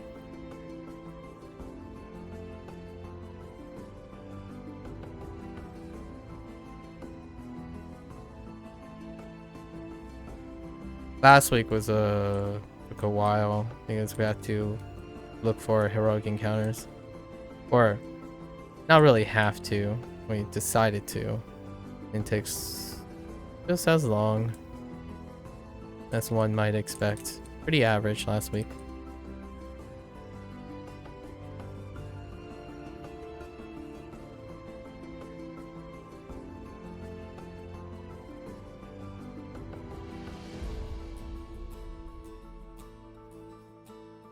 That guy was line of sighting me.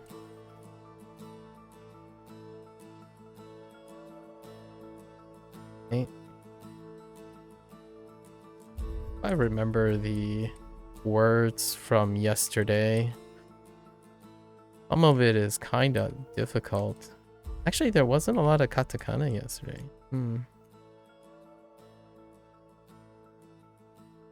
I think I can remember like 12, maybe 12.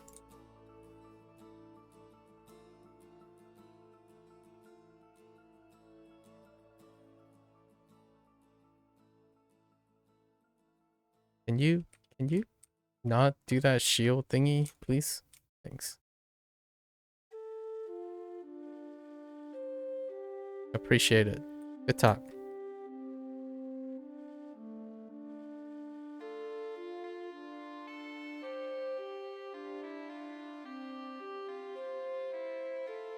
Thanks. Hello. Love from the United States, my friend. Platinum Brook. Hello. Thank you, thank you.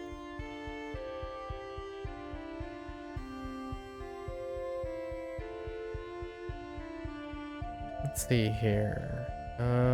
Whoops.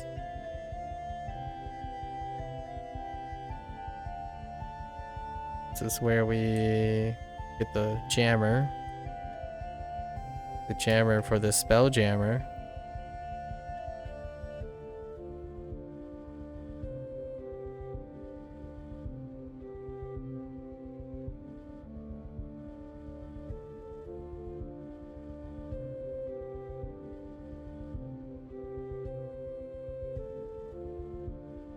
Honestly, the comment that I'm referring to loosely was on a most recent video, right?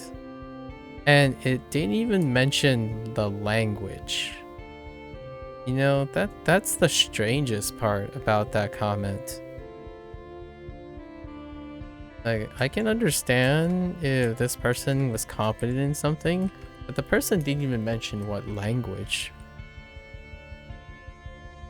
Not only that, they didn't even mention, like, they didn't even plug, you know, plug their favorite thing. So it was even lower effort than that.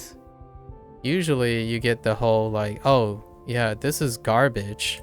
And then they would suggest something better, right? Or they would pick whatever their favorite thing is and plug their favorite thing, but I didn't even get that. It's the same type of dissonance that I generally talk about, where someone says like, oh yeah, well, I care for the betterment of X, Y, and Z, which doesn't include you, but hey, here's my advice. Stop doing this and do this. I didn't even get that this time. Instead, the person put something down with no credibility.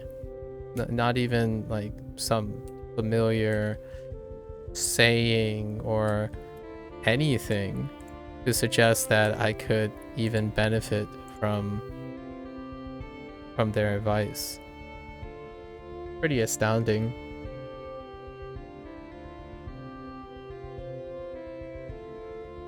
I try my best to not say something is worthless. It's insightful, right? I have a new bottom line, basically, right?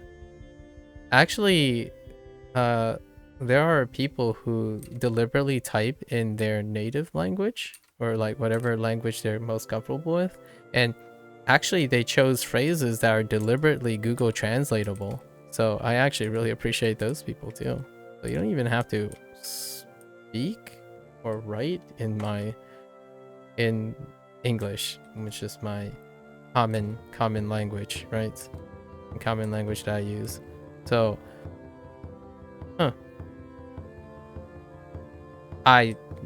the way the person typed, it's highly unlikely that that person's secondary language, like English is their secondary language. The way they abbreviated things are very, very telling.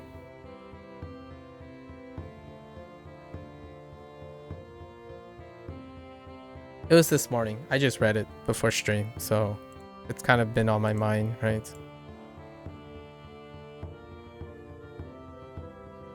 Maybe I'll reflect upon it a little bit more later. Provide a bit more of a cogent response. We gotta place the jammer on the star moth. Can I tell which other games I'll play in the future?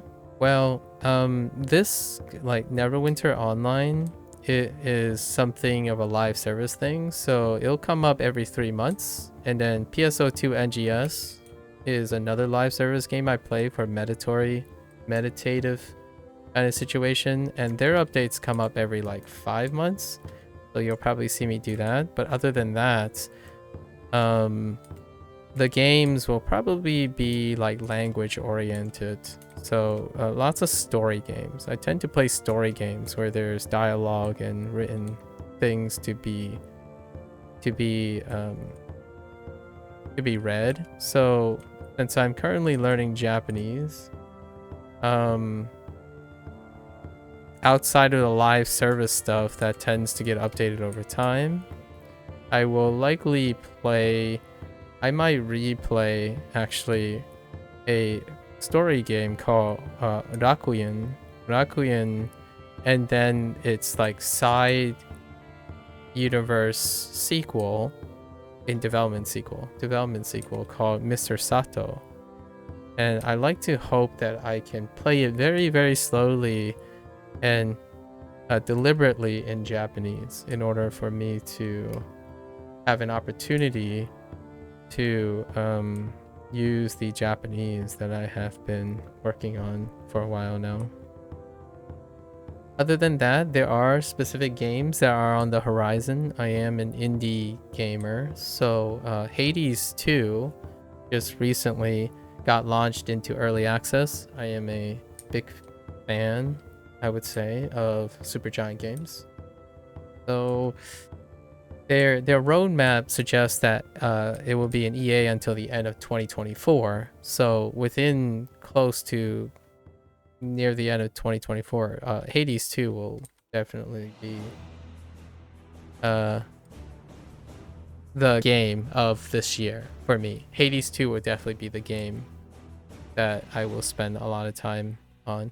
There are a lot of deck builders. I like playing deck builders quite a bit. There are a few deck builders that got updates recently. I wait for like some sort of seasonal update. So Across Diabolos is still on the docket. I haven't finished my review and stuff of another indie deck builder called Rock and Roll Deck Builder. It's called Rock and Roll Deck Builder, but wait. I forgot what the name is called. It's something that deals with rock and roll. It's a deck builder built around the theme. Yeah, I play small games, largely indie games. If Silksong comes out, that could be a thing. It's practically an internet meme at this point about Silksong, so I won't trigger. I hope not to trigger anyone by bringing up Silksong a couple more times. The community is so starved. Take care. Take care. Yeah, it is really late in India. Yeah, Platinum. Thanks for asking. Thanks for the opportunity to share a little. Sleep well. Good luck. Good luck with everything. Best wishes. I think we're at the last end. Yes. Now we go around the world.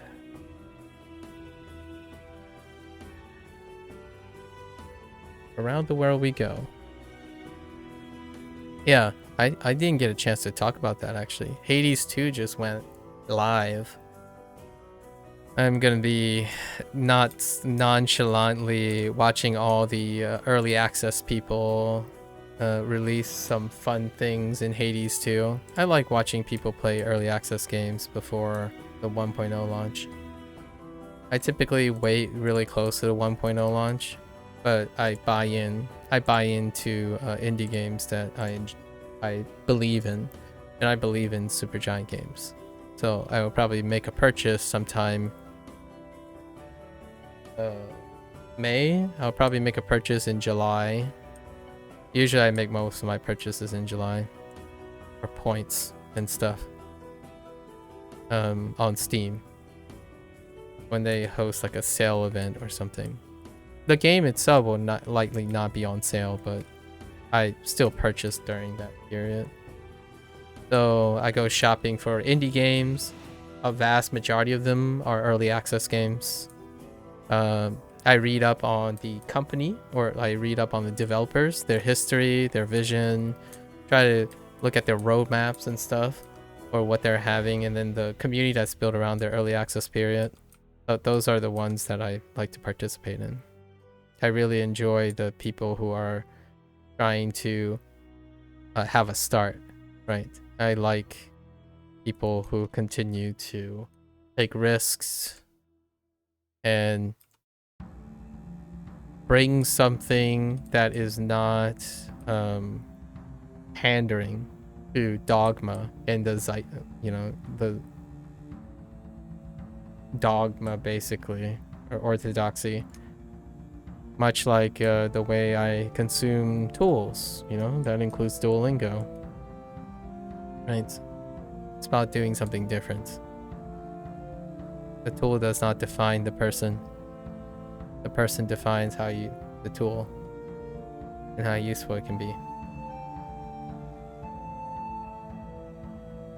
I really, really love the indie section. Obviously, much like most things that are novel or attempt to be novel, there are hit and misses. I don't particularly think I've hit a track record. My track record is pretty good. But here, most of the Indian gamers play only one game and you get bored, and therefore I came to this live to watch something different. Oh, actually, before you go to bed, I don't know if that's what you're telling me. Before you go to bed, what is the game? I'm kind of curious. I haven't ever met an Indian person so far that has talked about video games. What is the thing you play? Like a statistical norm for Indian gamers. In the United States, it's like Valorant and whatnot. So, I'm actually very ignorant of what's happening, what's trending in India. Before you go, curious.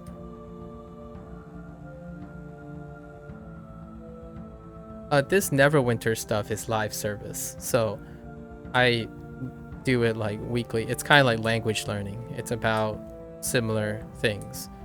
The update comes, it's about 2 hours across 5 days or across 10 days, and then we wait, right? This stuff is not the stuff that I like to talk about things while we're doing this. But largely, I don't really stick to one thing for too long. It's ironic. I'm saying that even though I spent like 80 days learning Japanese with Duolingo. If I'm sticking with something, I tend to do something different over time with it. Like I'm that Overwatch guy that likes seasonal events, for example. Like, what do you stream? Well, sometimes I stream comp if I have to play Overwatch, but sometimes I just play the lab and the custom map things. You know? Gotta switch it up.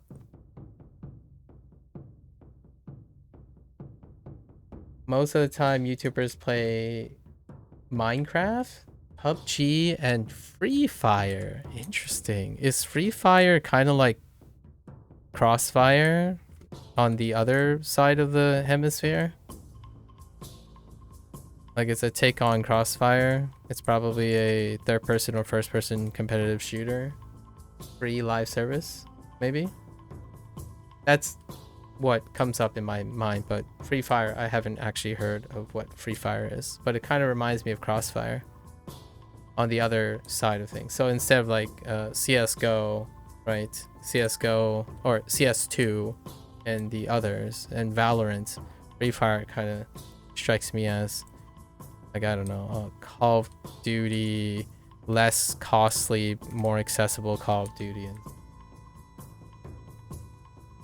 not necessarily Warzone, but something like that. Minecraft. Yeah, Minecraft is definitely a workhorse. I haven't played Minecraft in a long time.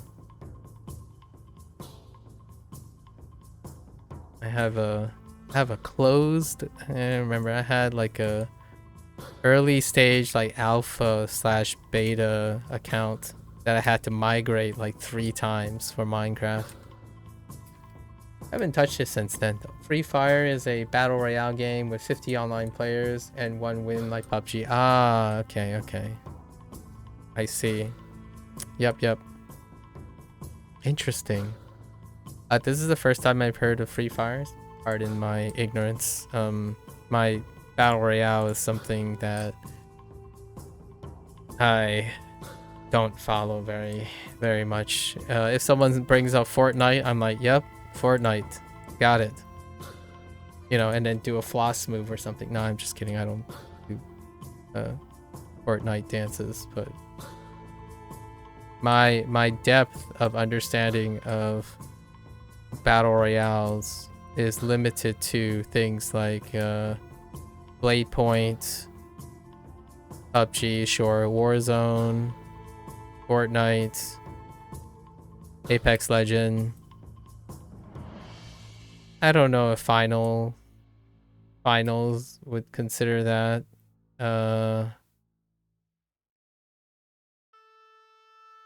That's about it, really.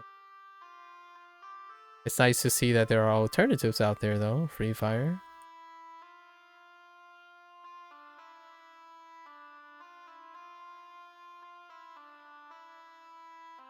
I guess you can actually throw in like Warzone stuff, right? Or like World of X things. I guess they might be considered battle royales too. Fortnite is not famous in the area. Very interesting. That's really do you have any idea as to what are the drivers of why Fortnite is not a thing? Is it an Epic Store thing? Is it an Epic policy thing? That's curious that Fortnite is not at least competitively, like not like being super famous or something, but at least competitively in the market, right? For exposure. That's so fascinating. What about MOBAs? How are MOBAs doing? League of Legends, maybe even Smite 2. I heard Smite 2 is drawing a lot of things. People are excited about Smite 2.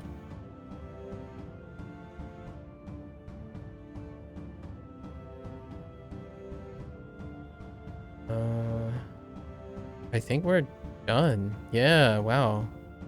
That went by very quickly. It took 40 minutes. 40 minutes is pretty decent.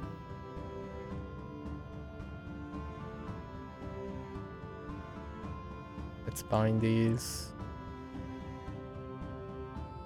Sure. Okay. One. Third time's the charm. One more tune.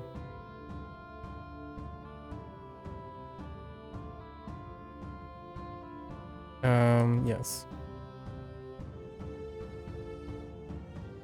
So about 40 minutes, then we can hop into a dungeon. Hopefully, we can hop into a dungeon. It's getting quite late in European time. Generalized European time. It's getting a little late. Can be a little difficult to find peeps when it gets a little late. This is not a NA friendly game.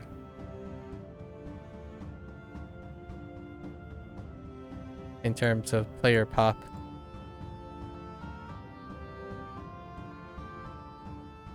Wait, what the heck?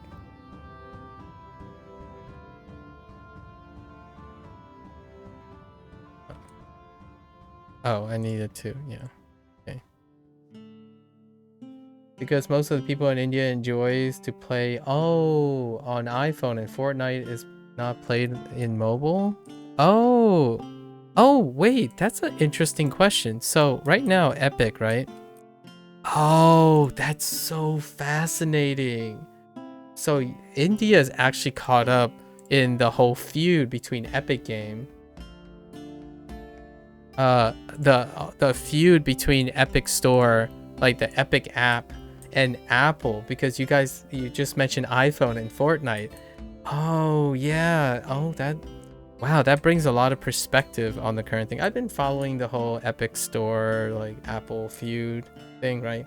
About the Apple Store listing the Epic app, which is necessary for Fortnite, right?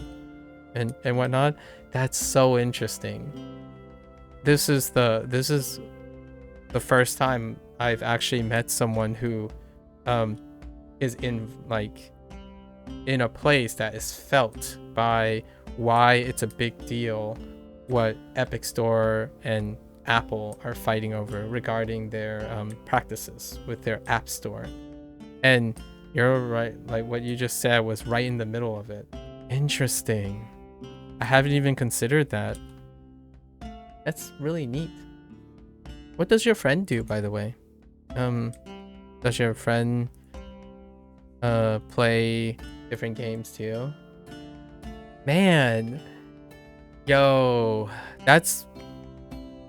yeah, I don't know what the current, actually, I don't know what the current situation is. I know that Apple is like being cheeky about making compliance and stuff, and Epic still isn't happy about it. So you can't really play Fortnite very easily on mobile, especially if your ecosystem is Apple. For the record, I have not played. The closest battle royale that I play is very loosely a battle royale, and that's I play Hearthstone. I play Hearthstone Battlegrounds, so it's more like a pseudo hybrid, right? It's still a free-for-all most of the time, and it has your loot cycles, your build cycles, and winner chicken dinner kind of thing, but much smaller scale because of the nature of deck building. Or in this case, it's even loosely considered deck building, right? So I play Hearthstone Battlegrounds daily, actually. It's like this. Although Hearthstone Battlegrounds don't have any like story content per se or things I can do commentary on, so you will probably not see me show Battlegrounds. It's seasonal, like your other things, like your PUBGs and stuff. Seasonal. Every 3 months, new season happens. Do you play any video games, Platinum? I'm basically keeping you up at this point.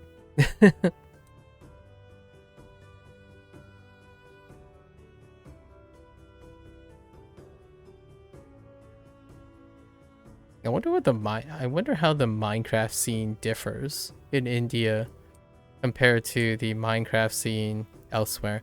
It's been a while since I consumed Minecraft content, so I can't really comment on what's going on in the Minecraft space. I'm quite a bit uncultured when it comes to the Minecraft space. Or even Roblox. Oh, that's a great question. Oh wait, is Roblox owned by... No, I think Roblox is still an independent, right? It's an independent. It's an independent publicly traded thing. That's how many language do I speak? Speaking? Okay. Alright, I'm gonna be careful here because I don't want to oversell here. So, I speak Fujianese at home with my folks. Fujianese being a dialect of Mandarin. I don't speak Mandarin. I can't comfortably say I speak Mandarin, nor can I speak Cantonese, but I have comprehension of Mandarin and Cantonese. However, I have oral comprehension of them. I'm illiterate in Mandarin and Cantonese. Fujianese is kind of a difficult thing to gauge because it's actually kind of based on Mandarin, so I'm illiterate in all of those. But in terms of speaking, a lot of times I could reproduce something for Mandarin and Cantonese, but I wouldn't consider it speaking. Fujianese though, definitely. Spanish oral production is kind of meh. Like, it's really meh. So I wouldn't say Spanish either. But I can... If you give me a couple like a month or two to review all the things, I probably can get back up to speed on Spanish. And then Japanese is what I'm learning on currently. And then I use English as the common language to communicate with most people.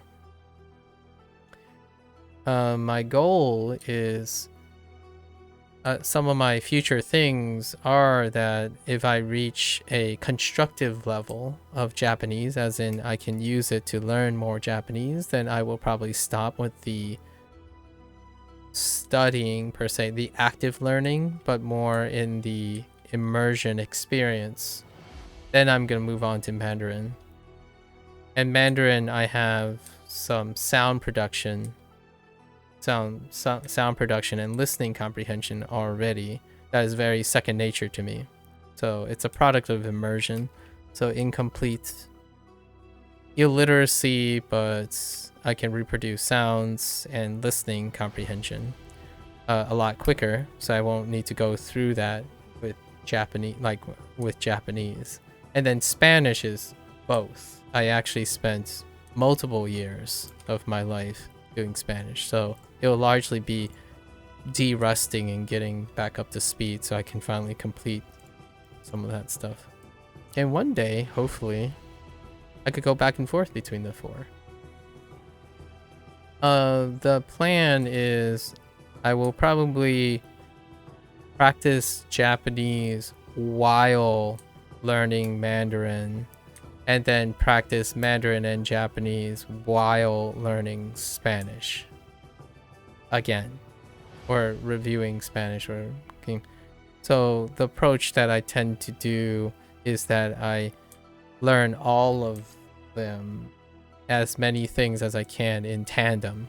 I don't usually like to focus on something, but interact with them. So oftentimes you'll find me, whenever I learn Japanese, I keep talking about English, because English is a part of how I learn things. So I like to slow down. It might not speed up Japanese, but it deepens my understanding of English while I learn Japanese. Roblox actually only kids play in India. I don't know why people didn't like much. Oh, that's interesting. So it's a very specific age group. I see. Now, I think it's kind of similar here. It's definitely younger age group, but sometimes you can find people who use it as a playground to test things like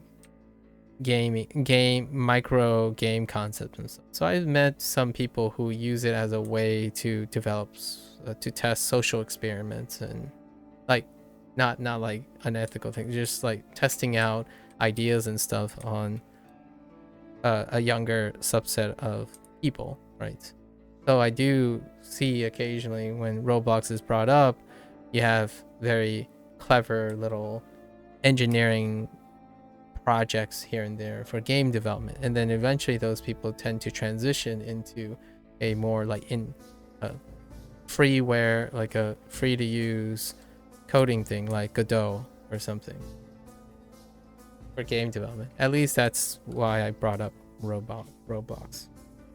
Oftentimes when I think of Minecraft, I think the closest like competitor, right, to Minecraft and like its elements would be the Roblox platform.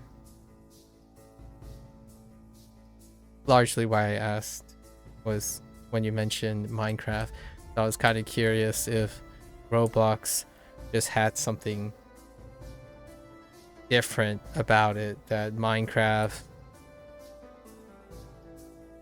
has. You can also upload videos from your live streams or best moments from game. Oh, in Roblox?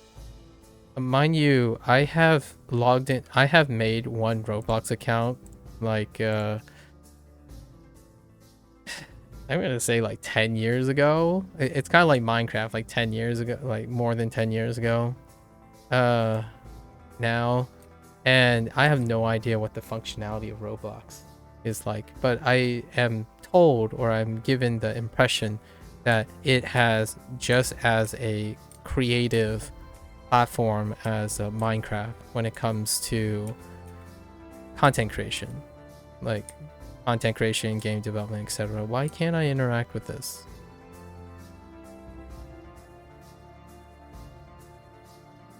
Dude, my friend, can you stop standing in front of that? Thank you.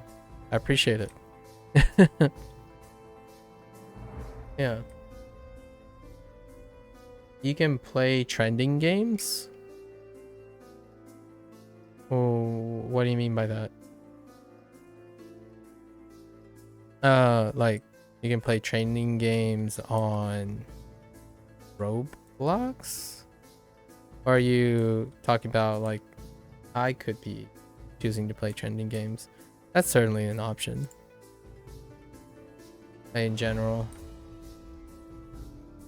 I occasionally pull up one or two trending games of the year. So Hades 2 is going to be the trending game of this year. I actually think Hades 2 is going to be probably the biggest. One of the biggest. Black Myth Wukong is an interesting entry. Although I don't think I'm going to be able to be literate in Mandarin by then. But actually, watching Black Myth Wukong is going to be fun because of Chinese. I don't actually have a lot of problems playing games listening to Chinese. There's always that. I look forward to people enjoying Black Myth Wukong. Hopefully that studio does well. Would love to see more games with Chinese mythos. Personally, that's a relatable thing to me.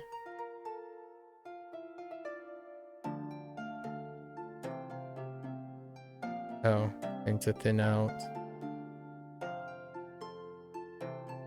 Wait, what's happening?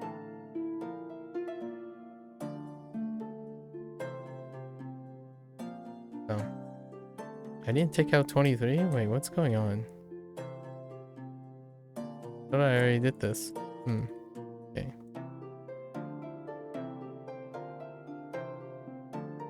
I'm a sucker for deck builders though, and they're rarely trending. Slay the Spire 2 was teased. I don't know when it's dropping though. I don't think it's this year. And I'm not sure if it is early access or it's a full release. But Slay the Spire 2 was announced recently. What is the goal of this game? The goal of this game is that's a good question.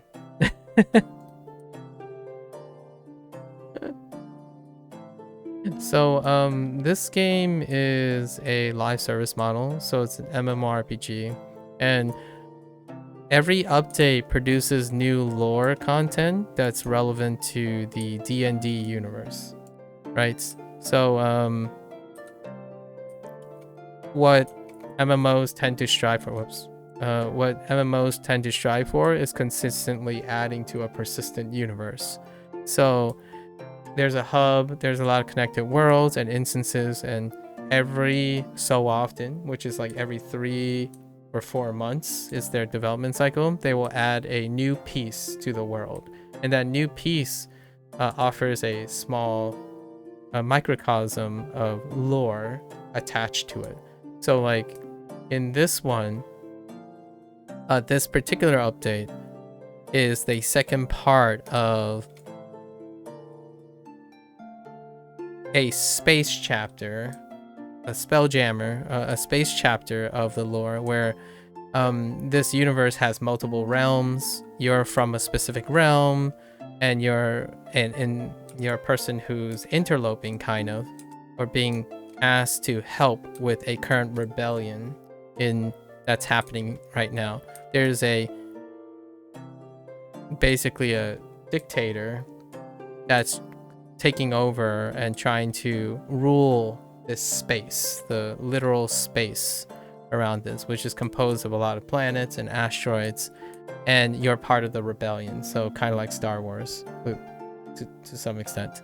So your help over rebelling against the tyranny of a emperor. Meanwhile, I can try battle royale games. Ooh. Perhaps. Perhaps when there's a battle royale game that I'll be interested in the future. I'll keep an eye out for a battle royale game. So in this, basically right now, the point of the game is you are presented with different adventures in the worlds, and it builds to a bigger world. And that's usually how MMORPGs are. So every 3 or 4 months, there's going to be a new adventure. You save an emperor, maybe you save a princess, and then you help people. Like you do fetch quests, obviously, things like that, where, oh, hey, you need to help collect arms for the upcoming battle and stuff. So it's role-playing 101, where you're an adventurer and you do various things. In this very specific case, there's a very bad prince who is taking over the space and basically ruling with an iron fist, and self-proclaimed emperor. And you're helping the rebellion fight back. And naturally, since you're the quote-unquote good guys, you succeed. At least that's what it's implying. I haven't actually gone through this arc yet. But in the dungeon, you actually fight the emperor, who is the former prince, and you win. So naturally, spoiler alert, right? You overthrow the tyranny of the prince, and then you place his sister, the princess, on the throne. At least that's how it's going to work out at some point. Meanwhile, you're an adventurer, so you have to help with little things. You have to help out. Well, don't I feel bored because you play for a long time? Kind of. I mean, sort of. I'm playing for meditative purposes, so in this case, this is more like me meditating. I don't know if this is a practice that happens a lot in India. I imagine it does, but instead of meditating, I kind of do this kind of thing. It's to provide balance to my life. So this is a type of game that I refer to as a live service game. So you play every once in a while because of the comfort of its familiarity. So it's comforting because I can do this without actually thinking about too much. I will focus on other thoughts while I engage myself. So it's kind of like drinking your morning coffee, so to speak. Right? You drink coffee, or like if you're a coffee drinker, you do it for a very long time. It doesn't become boring because it provides something else. It provides comfort. And then I go into strenuous things like learning language, learning Japanese, or playing a game that involves some novel interaction with learning stuff. So yeah, it's kind of the way why people like playing one game for a very long time. It's comfort and complacency, but I do that too. There are things I do in my life that are very consistent, that provides me structure. Yeah, it's relaxing me. It's giving me some break, and occasionally it gets updates. So I kind of give it an opportunity to chill, talk about things. Lots of people play these types of games, like live service games. You named a bunch as well. Like technically Minecraft isn't a live service game, but it operates like a living thing. So for me, talking to you here, how relaxed I am, and I'm just talking about random things, is kind of what this game is to me. And I've been this account is over 10 years old, so it's been through the entire lifespan of this game. And usually I do the same thing after the stream. So I would spend like 8 hours learning Japanese, then afterwards I'd spend like 30 minutes upkeeping this character. And because the updates only happen 3 to 4 months, but every 3 or 4 months I spend 1 day of the week for 10 weeks playing the new things to see what they added. But it's more like having a different cup of coffee, for like a month, trying out the new flavors, right? And then going back to the usual stuff. So it's very relaxing before I engage myself in crazy things. As opposed to meditating. I used to meditate quite a bit, actually. Your real name is Bhavesh? Bhavesh Hemnaji. And you can't spell it. I think it's a bit difficult. Yeah. I probably won't even try, but I tried. In India, some names are so difficult to pronounce. That's understandable for people who don't speak the same language, right? Difficulty is relative to the person's competence. So since I'm not Indian, nor do I speak any of the regional languages of India, it may present itself as difficult. It would be very reasonable.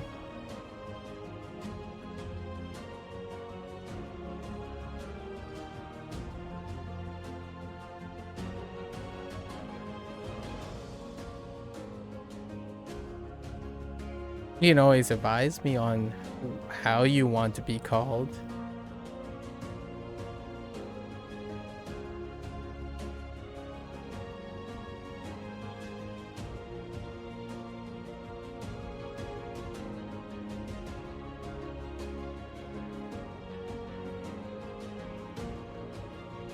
I'm certainly no stranger to having plenty of things. Do I know anything about India? I know as much as my coworkers have shared with me over the years, which is not very much. I had the privilege of having a colleague that is Punjabi, and another colleague talked a little bit that is from South India. He didn't quite say where per se, but I used to sit around and hear them talk about, reminisce about the comparing and contrasting the cultures of North and South India. Not too much. My exposure to India is as much as documentaries, travel vlogs would say. So the one that I probably most recently watched was probably James May, Man in India. That's as much as I got. So more of the, I guess, maybe touristy like exposure to India from the perspective of an English person. Not American English, but an English person. James May is English.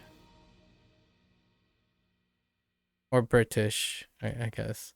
People usually say British.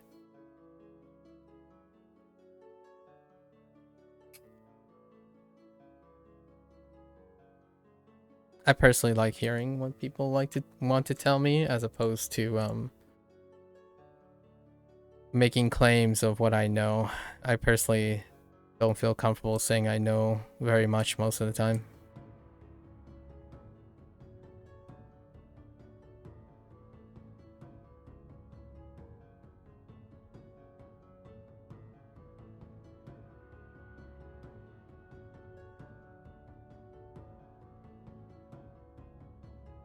I can imagine.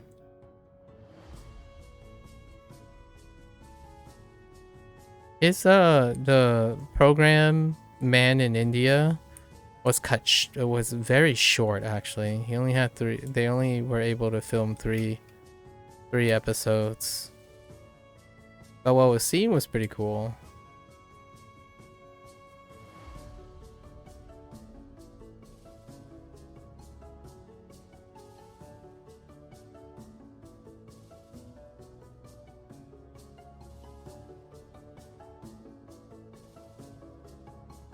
If you had to get someone to be interested in Indian culture, what would you typically start with?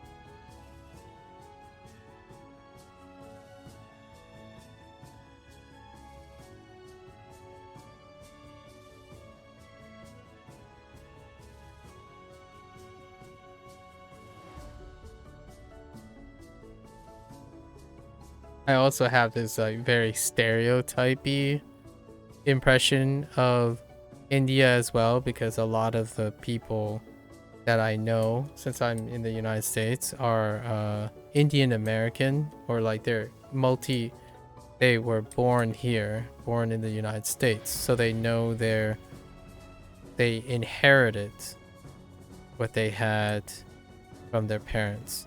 So a lot of times they talk about things like Mumbai, like things that they do back at home, some of the ritualistic or traditionalism that they kept while still being American. Oh, you're going to sleep? All right, fair enough. Yeah, take care. Good luck. Good luck.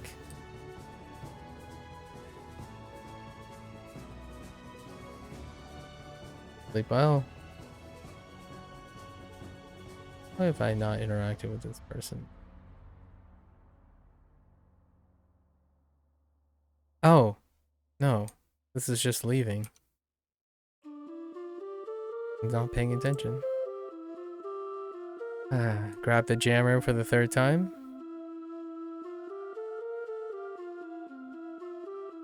Yes, it is indeed 3:30 a.m. I'll keep that in mind. So you're 9.5 hours ahead of me.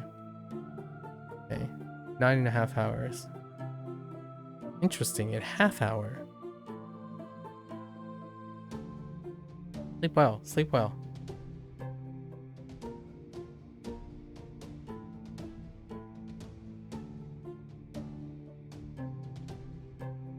The only phrase I know in it is namaste. Sorry. I don't know how appropriate that is.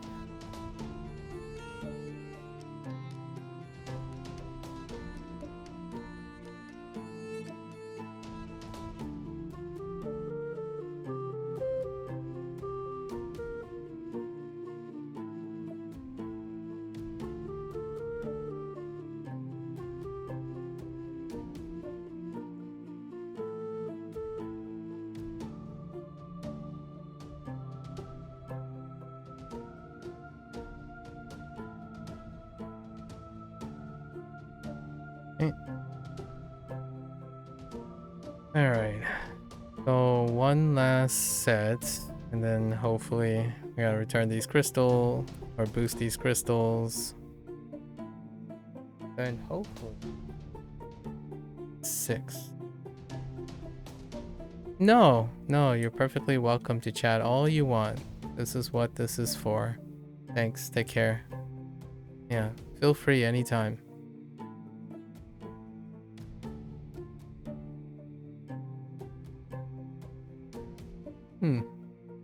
It's very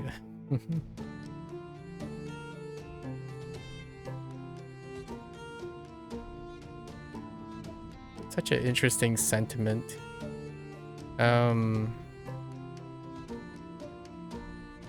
Starting to wonder where that impression's coming from. Like the idea that it can be an inconvenience to chat with people live.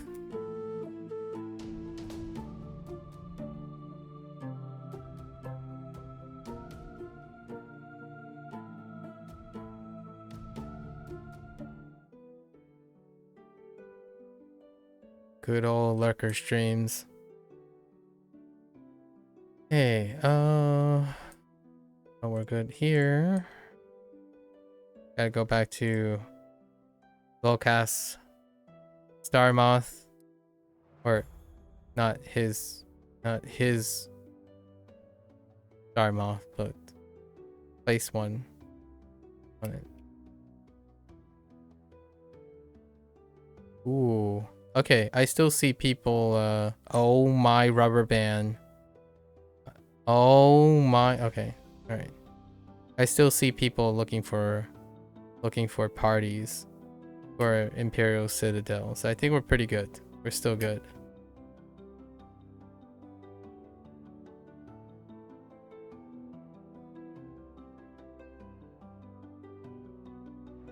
I really like the new dungeon. Good job, Cryptic.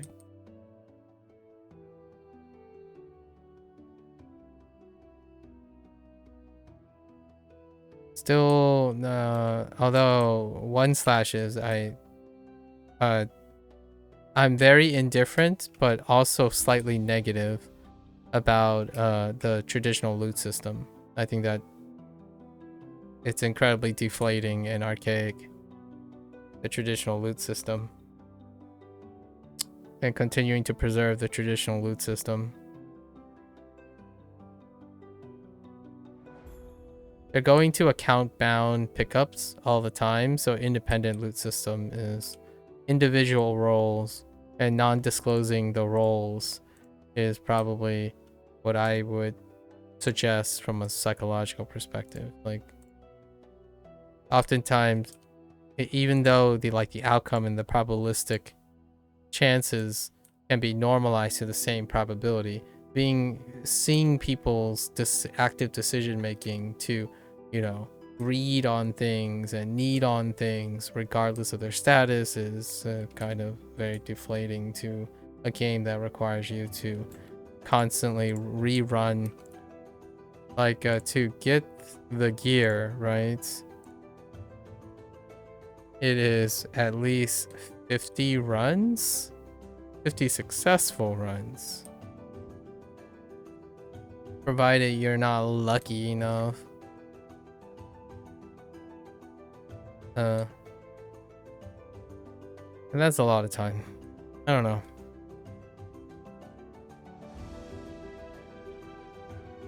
I already kind of sort of did some hand-wavy math in my head. If I'm already considering that the decision typically is made by the person already well in advance. So if whenever traditional loot comes up, it's like, oh, well, yeah, unless you get lucky. And personally, I think that's preying on people's optimism. I think the longest period that I've ever gone was when they introduced the hardcore mode. The hardcore option for like Vaults of the Star. 6 months. 6 months of runs. And didn't even get the first step. Like, didn't even hit a loot drop for the first step of acquiring something. 6 months of runs. That's probably like 200 hours of runs. Yeah.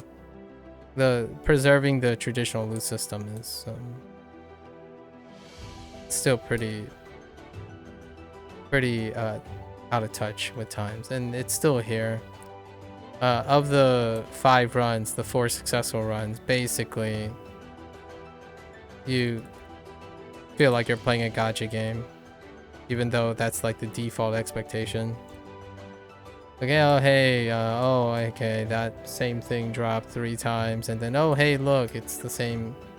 It's people just doing that, grabbing, taking whatever they find is reasonable, which is always hitting that, right? And you factor in the idea that you have to, or at least if you're like me, you end up in random groups every time. So you don't group up with people who already have the things. You group up with people who want the things. And then the cycle continues. So not having independent roles without disclosing between the members is kind of short-sighted in my.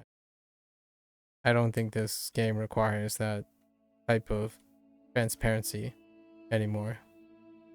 I like PSO2 NGS, where when you complete a task, every individual player sees what loot they have, and they all roll probabilistically based on their completion. Whether they choose to disclose that to the other party members, that's their prerogative, right? That provides an environment where you don't have to consider the idea of pre-selecting your members. This game's population is dwindling to a point where if you're a random player, like someone who doesn't rely on the same people by doing favors, you can encounter that issue. Or like, oh, you know, why did you need this? It's like, well, I really wanted this, and then they start talking about it, and like, okay, well, it's a little bit even less personal when you're always constantly grouping with strangers. And usually when you're grouping with strangers, you always know that they are motivated to be doing the same thing. So you spent the vast majority of time being skeptical of your partners, right? You're viewing people, and that creates a bigger and bigger barrier to wanting to do any of this.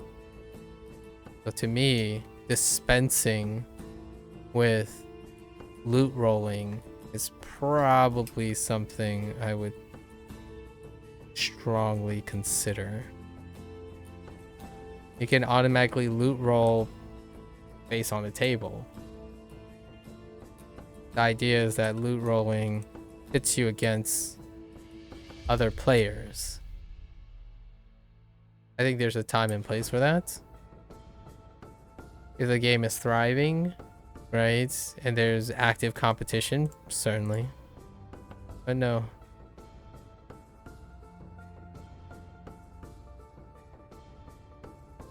Loot rolling perpetuates that feeling like, what is it in it for me? It's like, well, I don't have any loot here, so I'm doing you a favor. I mean, from the gear, like there's already the inspect gate, right? When you inspect someone, it's like, yeah, we don't want you because we inspected you, right? There's already that. I think piling on and maintaining traditional loot rolling is even... I'm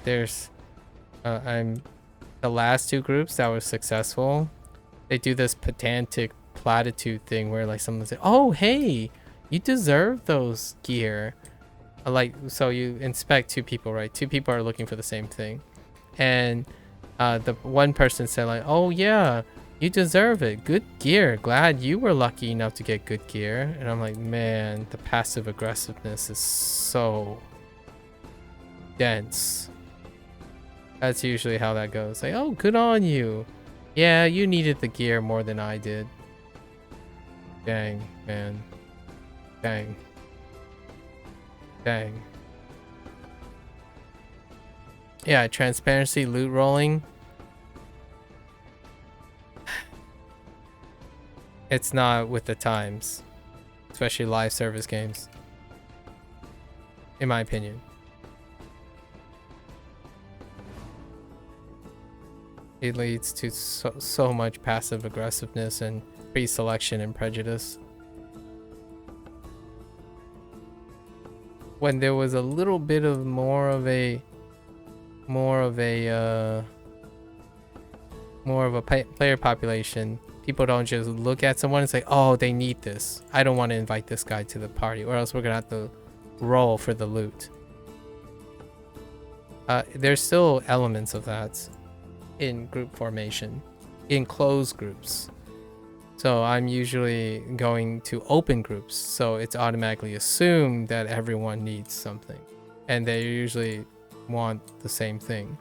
Loot roll hasn't been individualized to the point where people will courteously pass on loot that isn't fitting of their role. They roll on everything, regardless if it's useful to them or not. So there's no courtesy here. It doesn't reinforce courtesy. Live service games now are not built on courtesy. The courtesy is not using up time when there's nothing in it for you. So whoever gets it first, you get this like passive aggressive thing where, oh yeah, the first group forms, it's like, let's work on this, and then they work on it, and the first person that gets the thing, they stop working on it. Right? It's like, well, I'm glad you got your things, but you didn't stick with the group long enough to help the rest of the group get it. I thought we were in it together. So many things come up so often. Lots of petty passive aggressiveness.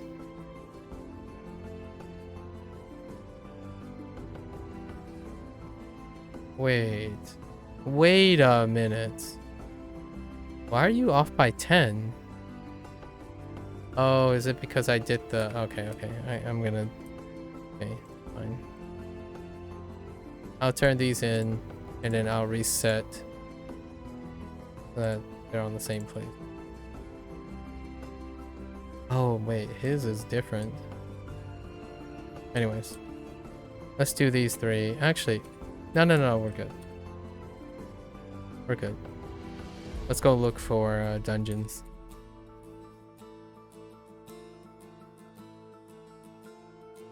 Hopefully I don't encounter that passive aggressiveness.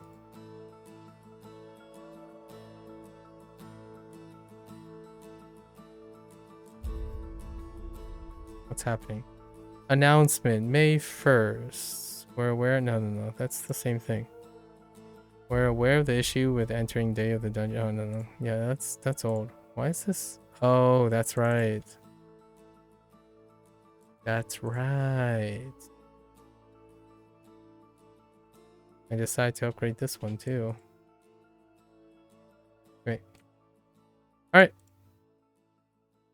We did our weeklies on all 3 characters. Now let's go try to find a party and make a single attempt. Unless it ends too soon. Like they break up or something, then we'll try another one. I'll give it like an hour. Well, first of all, we'll try to look for something for like 10 minutes, right?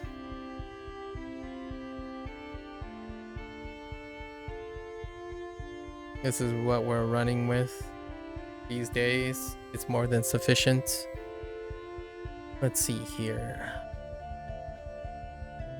Now we wait.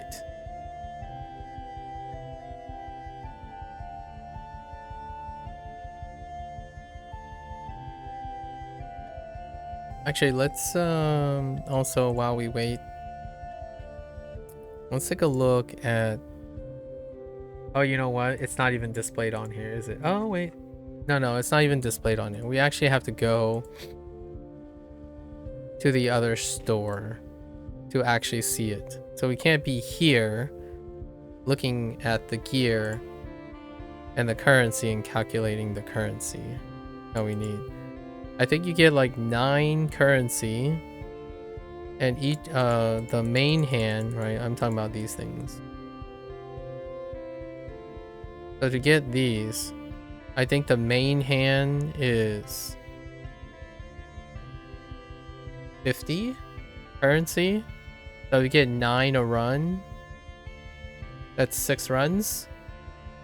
I think it's more than that. I actually think it's 100 currency. Actually, let's quickly go over and take a look. It sounds absurd, but it's Cryptic.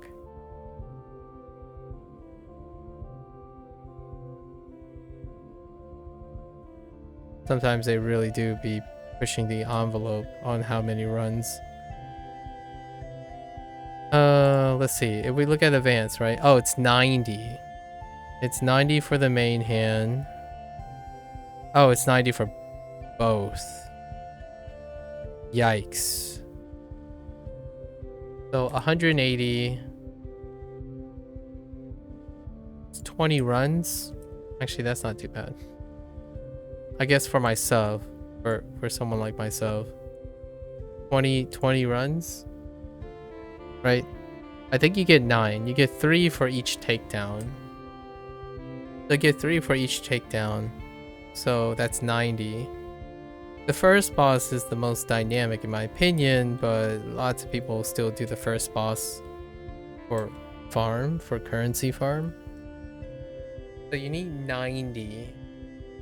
That is 180. So 180, you need 60 boss takedowns. 60 boss takedowns. If you do 20 runs, 20 successful runs, you would get the currency for the main hand and the offhand. And naturally, the reason why I'm not talking about like these things like Radiant Elven Armor is if you do 20 runs, you probably get the 1 or 2 things you're looking for. I did actually see this drop once, the divinity thing, and the person needed it even though they already had it. So that's kind of what I mean by it doesn't matter. People do not, there's no like courtesy between strangers. That's not part of the live service model. You just need and greet because you probably won't end up grouping with them again. So it's just commonly accepted that you already do individual rolls anyways. You roll on whatever it is. As much as people might say, oh, we're courteous to each other. Well, it's because you know each other a lot of times. You're familiar with each other. Doing randomly, the social norm is to roll on whatever you can roll on. Yeah.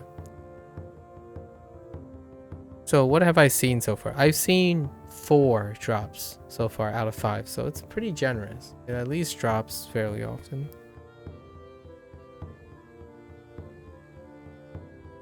It doesn't make up for waiting 2 hours or seeing hopefully there's enough player population to even make an attempt. I need 20 runs. How much currency do I have now? Oh. 4? I should have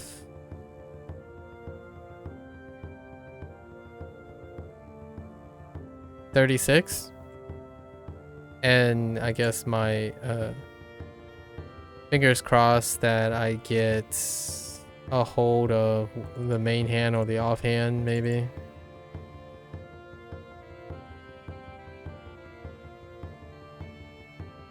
Yeah, it's so weird that they don't display. The new display is not my jam. Just getting rid of these seals. Okay. We'll take whoever asks first. So far no luck. Yeah, no luck.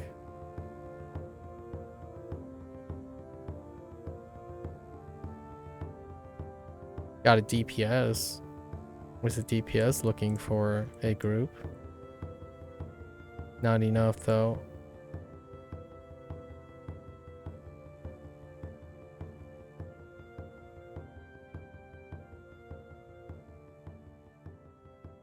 Yep. We'll give it another 10 minutes.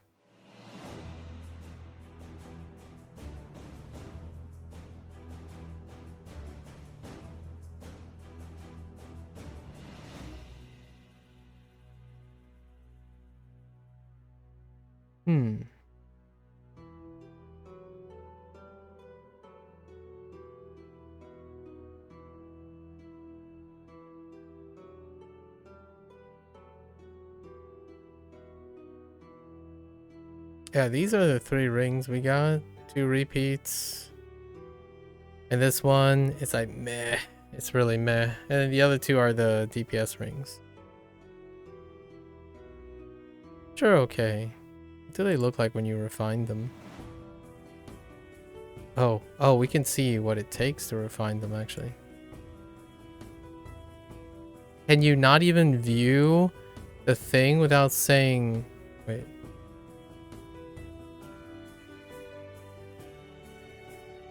Okay, I get it. Stop. So we need 3 cosmic pearls. Oh, that's not too bad. Huh. It's not too bad. Although, I say that, but these go to Mythic, right? Or do these only go to Legendary? Oh, they go to Mythic. The mod stays the same. Just stat bump. Stat bump is like meh. Actually, these are alright as is. My cosmic band of energy is alright as is.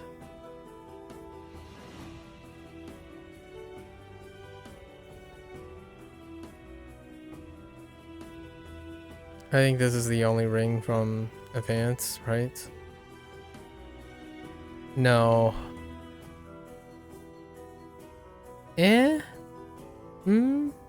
That's okay.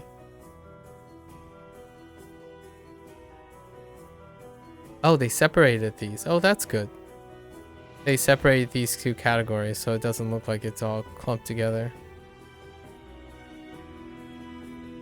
For every 5 seconds you are in combat? No. Yeah, this is definitely good. I have 2 of these. Maybe I should DPS sometime. Okay. We're not gonna look at these unless I find a particular group. If I'm able to find a particular group or get into a particular group, maybe. What else?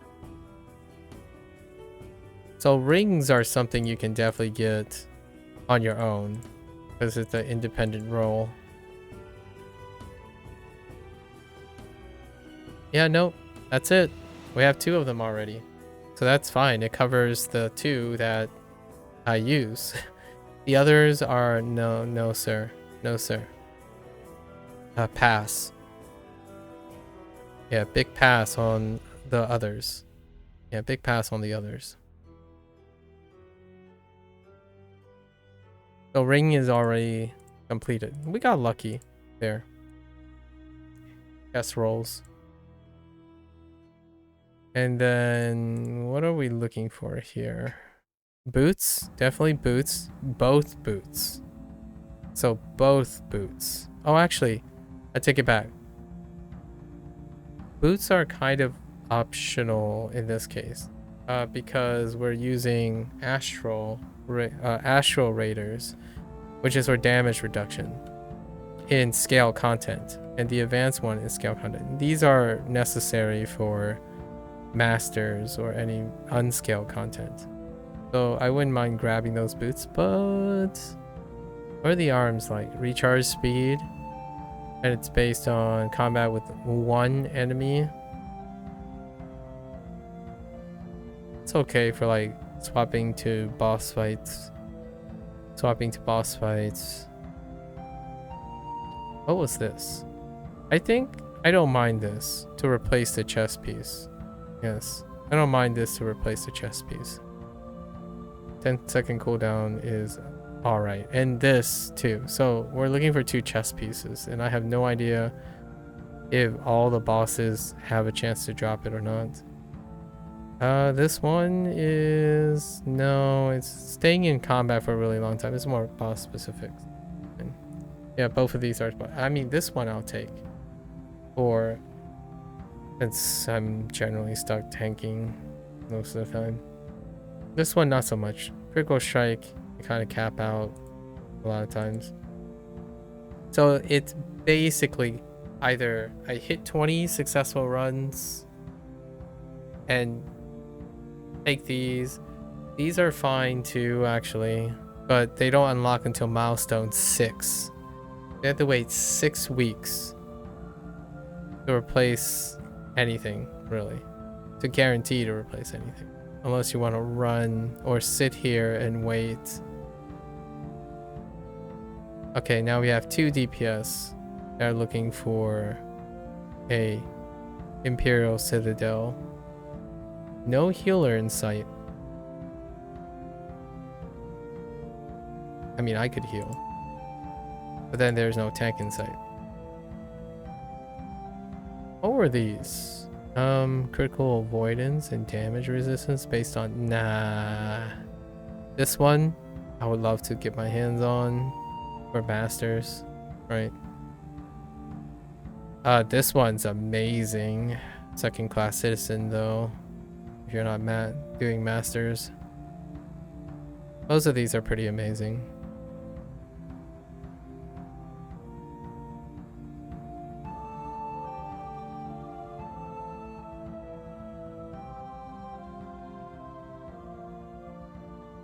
I'll give it another minute or another 5 minutes. Let's eat.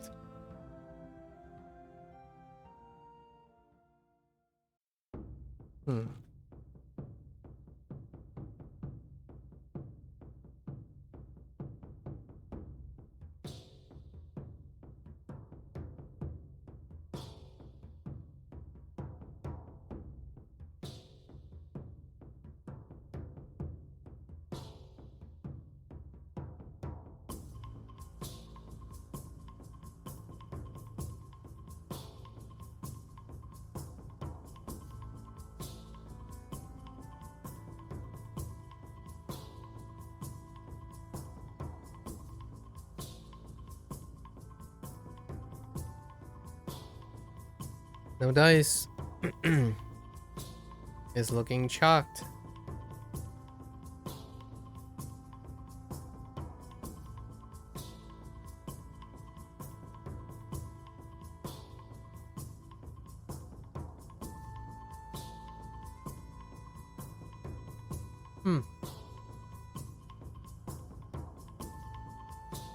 We got really lucky last time.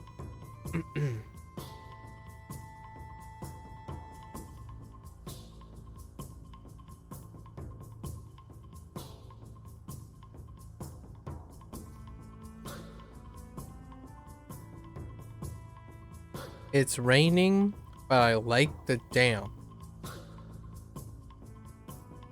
Says a character named Wet Hands.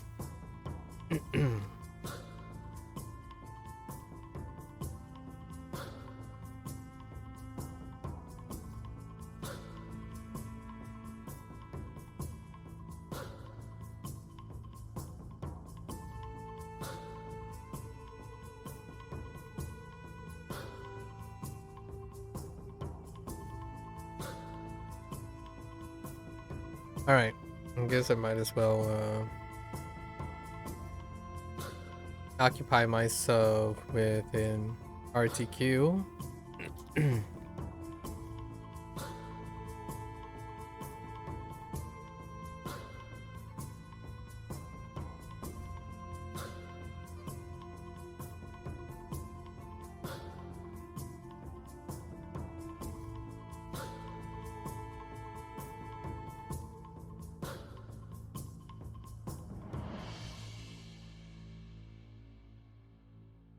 Dang, that's a lot of paladins.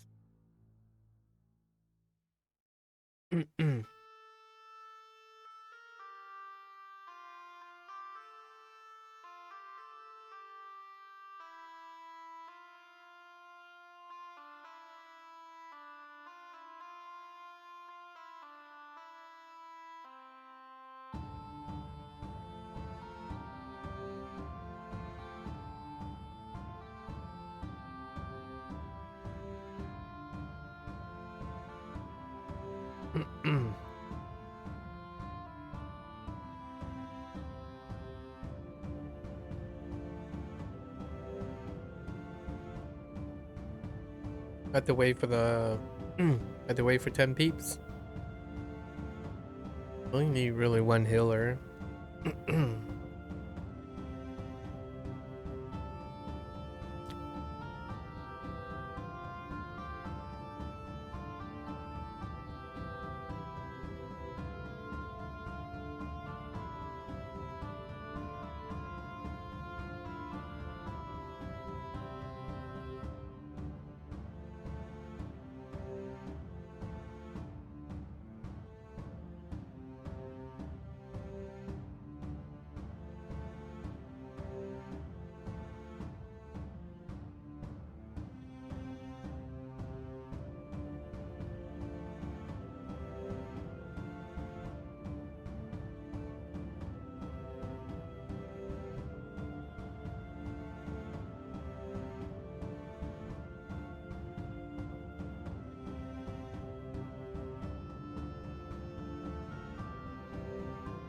I like the name.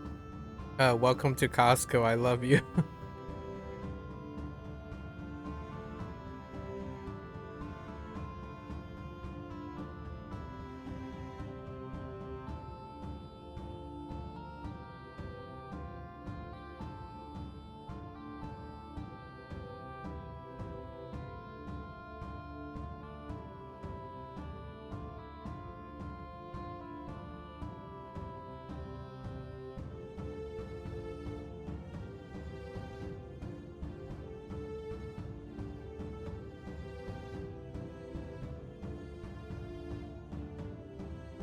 This guy already has the advanced version, right?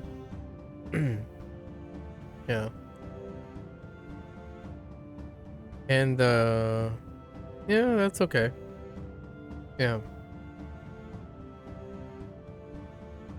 It's basically just a weapon set. What did this do? Oh, that's interesting. Okay.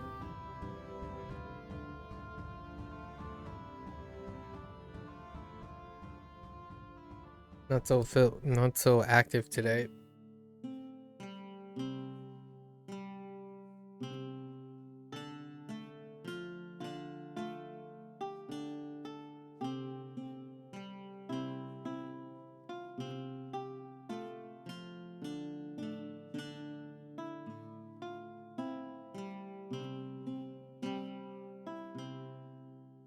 All right. Healer? Oh yeah, we're set. 4 paladins. All right. Advance. You know, if there is a defense of the Moon Dancer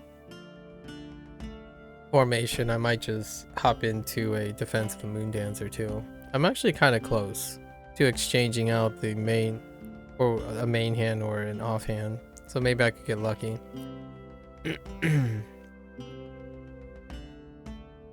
4 paladins for support. Who would have thought? Oh hey, there's a cleric.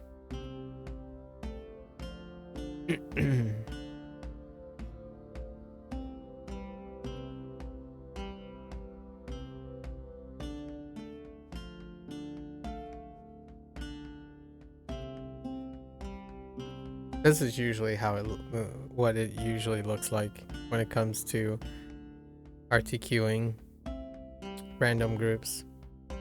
And then it immediately switches to wizards and basically just wizards. Oh, okay, that person also has a wizard. Fair enough. That.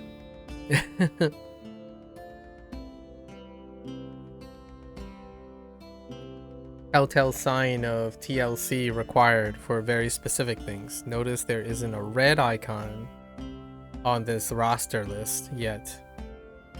Do we have a barbarian? Nope, it's another wizard.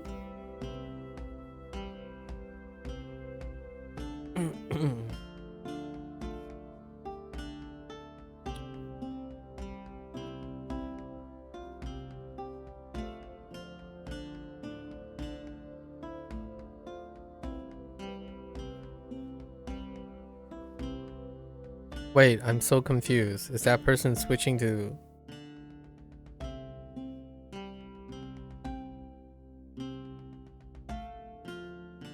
Okay. Someone's switching, right? Who is it going to be? Probably the organizer. Come on. Come on. Let's go. Yeah, no, nope. No Imperial Citadel group forming yet.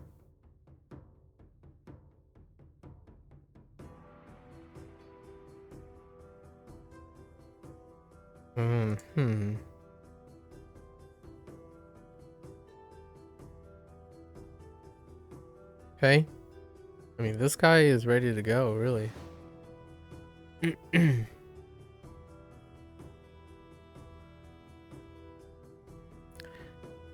Alright. This will be relatively quick. Hopefully, after this, we'll wait for another 10 minutes. See if we can get a run in. Otherwise, it's off to studying.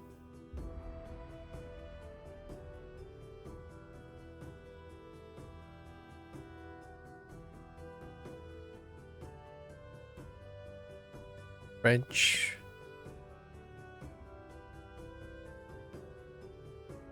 French Guild.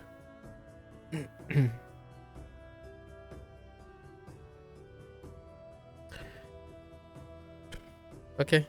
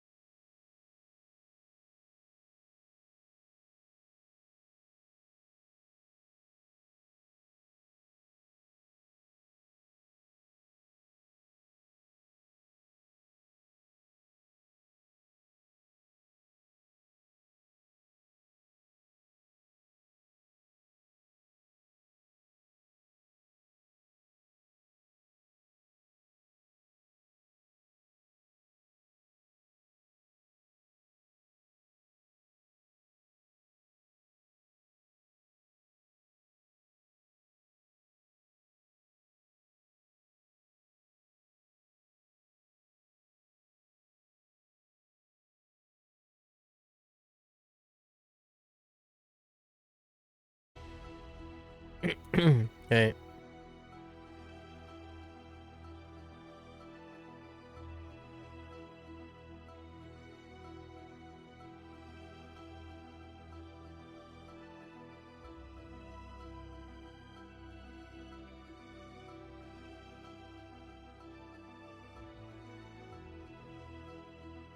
Whoops.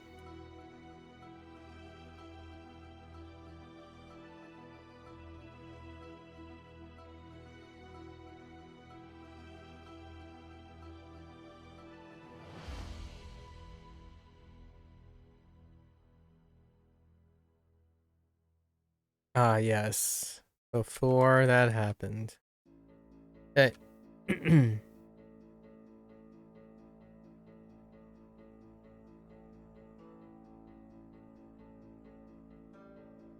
Random trial queues. You're basically seeing how many people like to run their face into lava cannons. There's one over there. That tank is dead. Oh, no? No? Oh, okay. They're just playing with fire.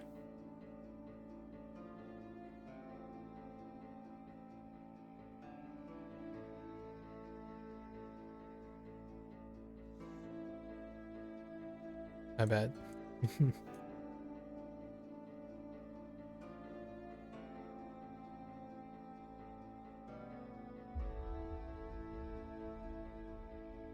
Very fast. Very, very fast. Nice little easy, you know, random trial queue. Pocket something to pass the time. And there goes another one that eats a lava cannon to the face. And there that person go again. Oh, and this person. Hi. Lava cannon to the face.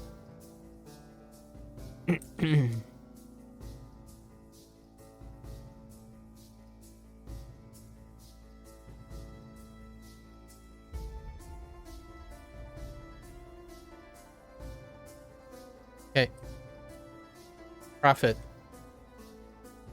Nice.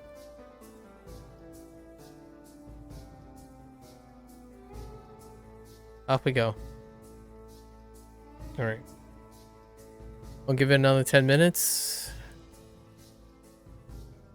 It's almost 7 p.m. local time. Let's see if we get another... If there are any other opportunities.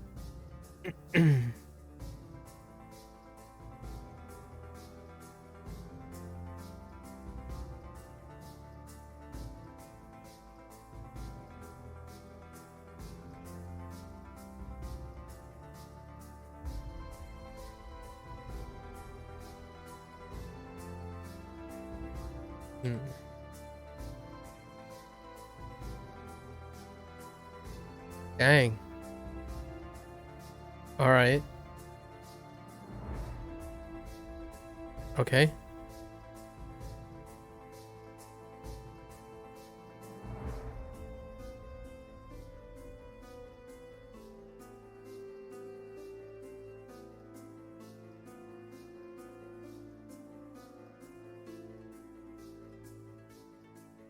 And then this guy. So technically, we can form a group with a tank, a healer, and 1 DPS.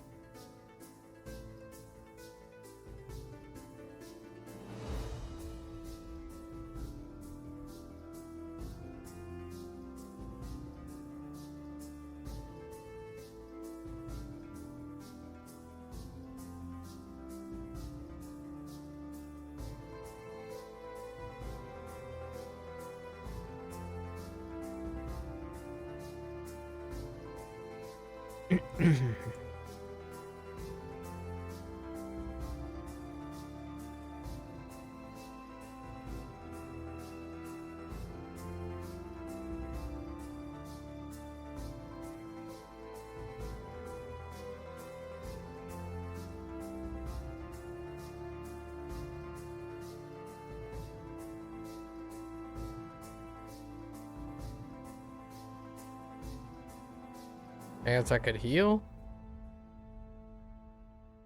Since the other guy is tanking? Maybe?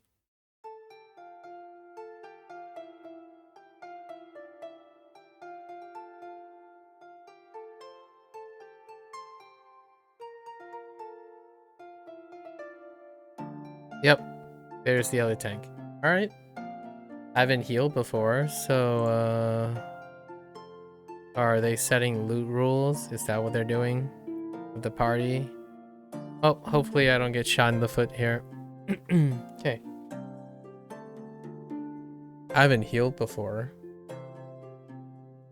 Yeah, this is the same guy, right? Yeah, the same guy. Using the Astral Raider Greaves. Okay.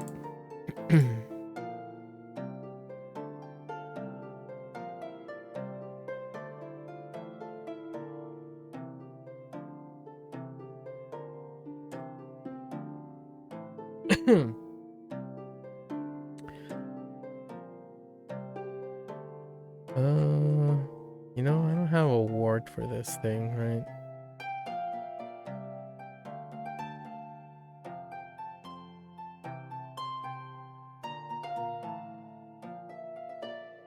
Let's throw this in.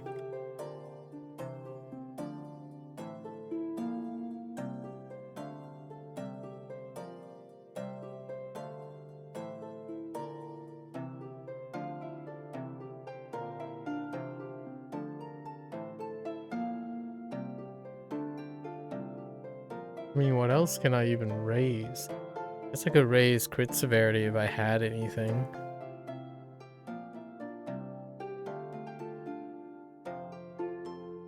Alright. Got lucky again.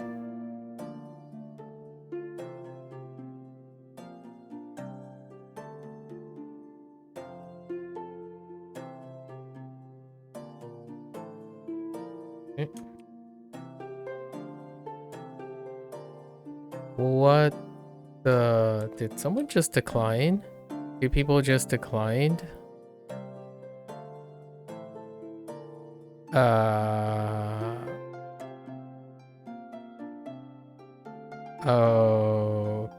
Okay.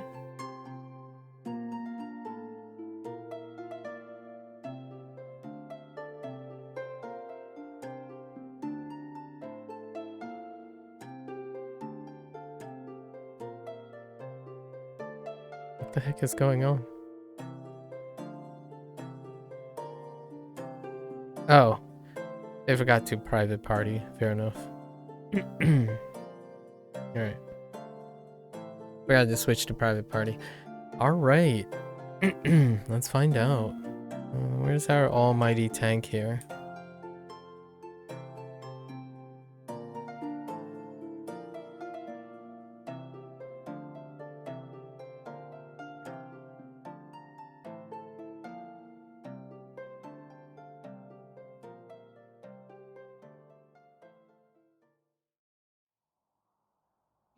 Oh my gosh, there's some serious lag.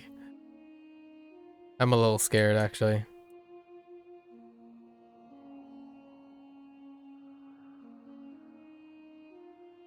Please. My guy. My guy.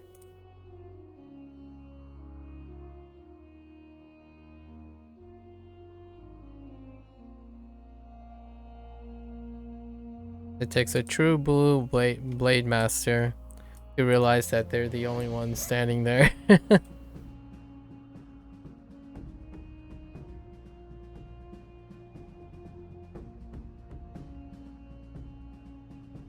I suppose I can do this.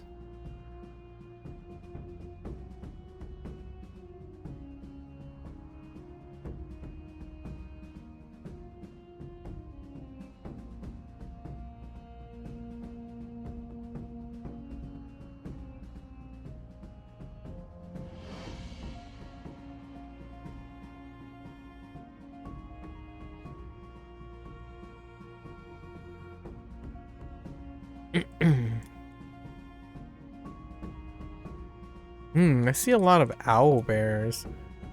Perhaps I should break out the owl bear now that I think about it. What the heck? This blade master makes me wanna taking pot shots in the face so often, man.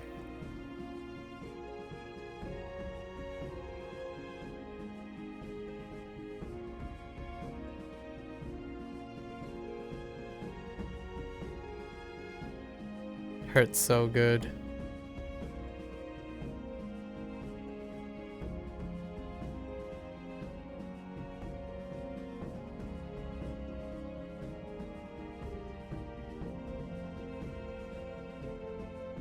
Definitely like what this guy is doing.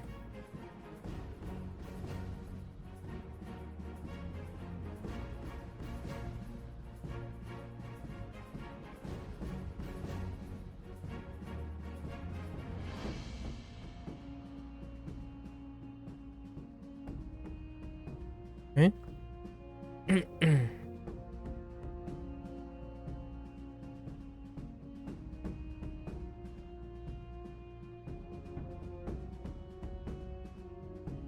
Oh my gosh, the stuttering. You can see it. What the heck is the guy wearing? Oh.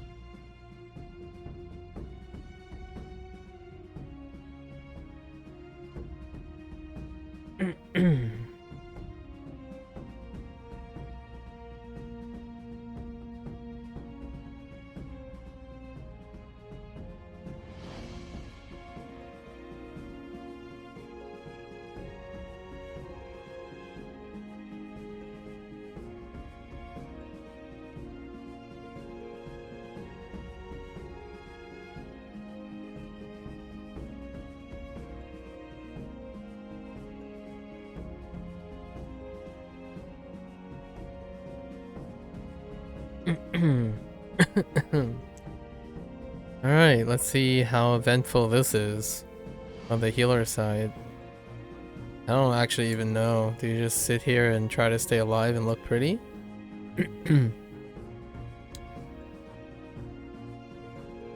Walking out of the bubble. Ugh.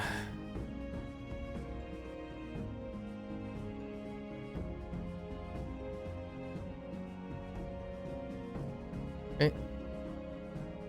Alright, alright.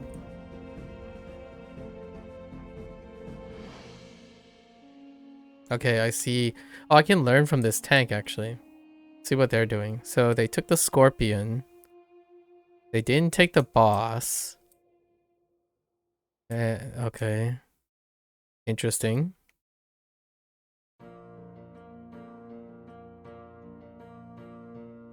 Oops. I forgot artifacts. Sure. Right, sure.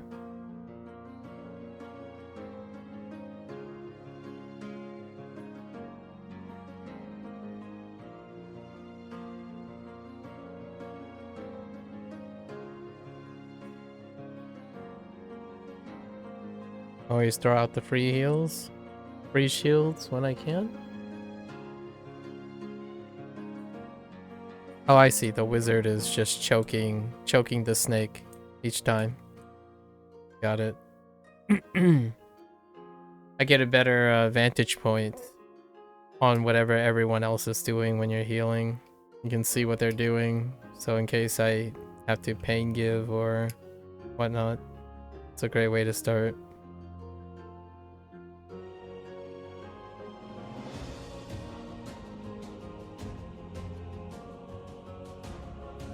Yep, everyone's on point. Artifacts after floor is lava. Sure.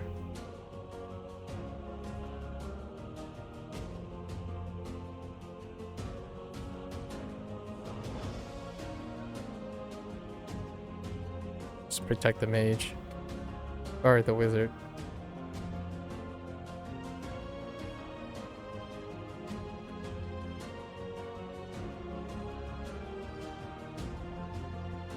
I see.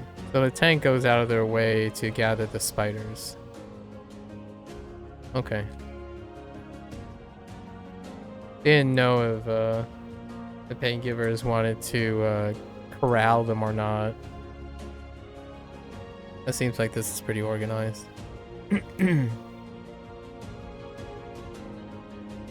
And you only need 2 generators down to survive. But having 3 is fine too. You can also attack the generators while up in the air. Just kind of a fun thing to see.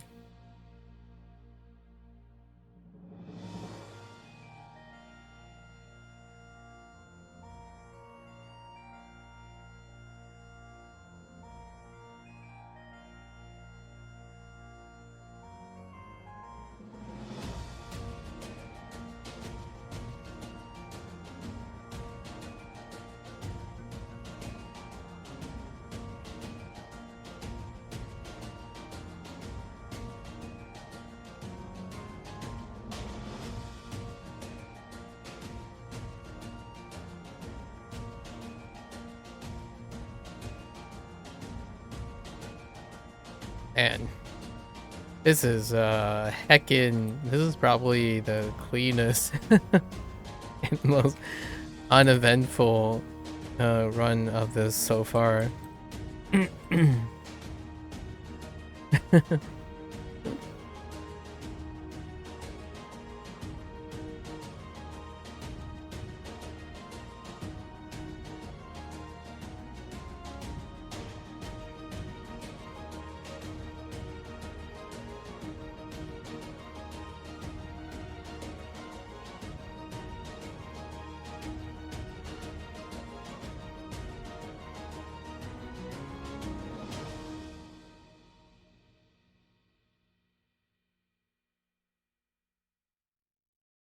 Oh, of course the Alliance would be looking for a run too at this, coincidentally. Wow, in the middle of a run.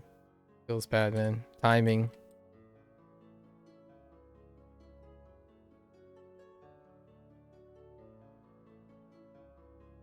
Okay. That's great. Is there anything interesting? No? Negative?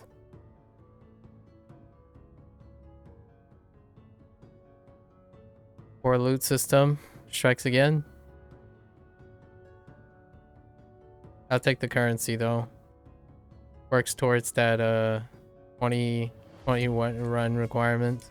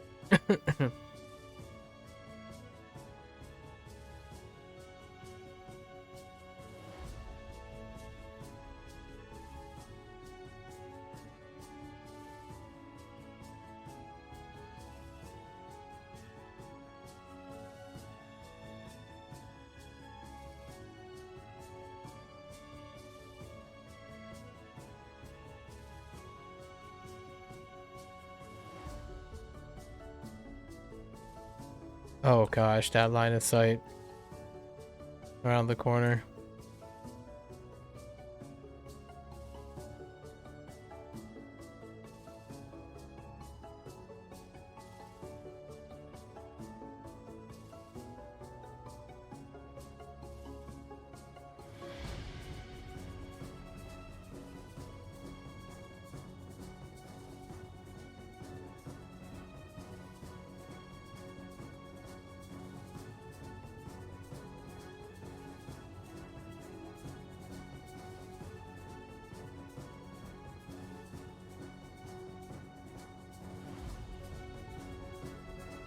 Okay.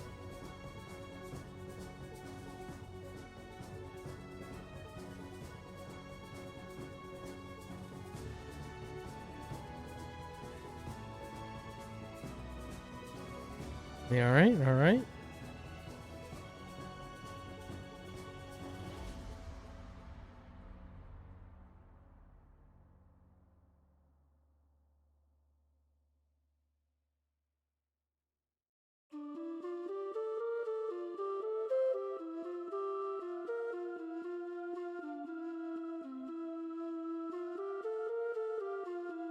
Ugh. There's so much stuttering.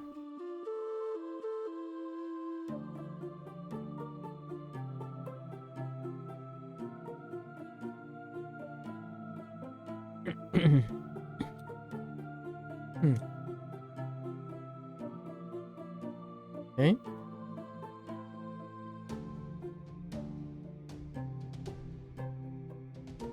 This place looks fantastic. I like this atrium place.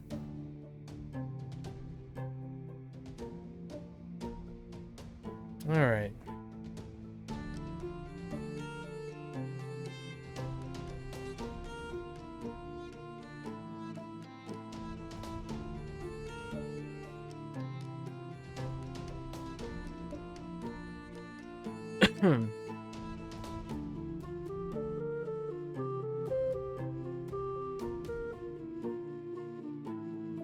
Okay.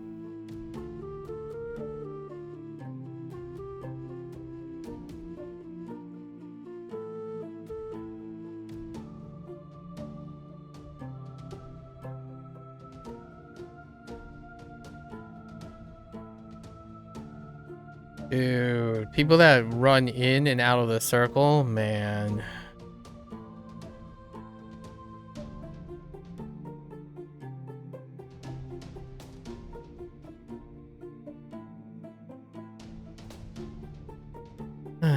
Okay.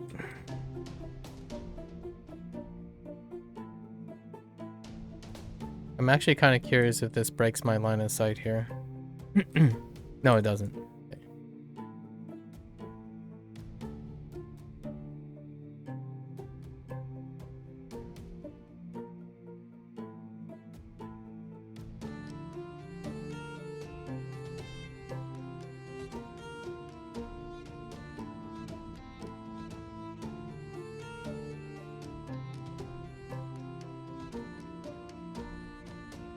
I don't want to stand behind the dude. Actually, maybe I can stand over here. I think I have enough distance, right? Not really. They know the pattern already, so everyone knows the pattern here.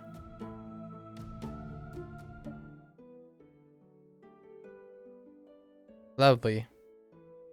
Very lovely.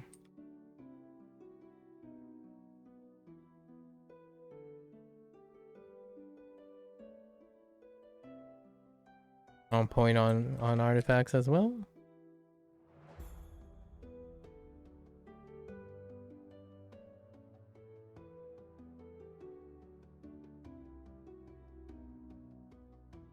Yep. Now the clockwise. Or a counterclockwise motion.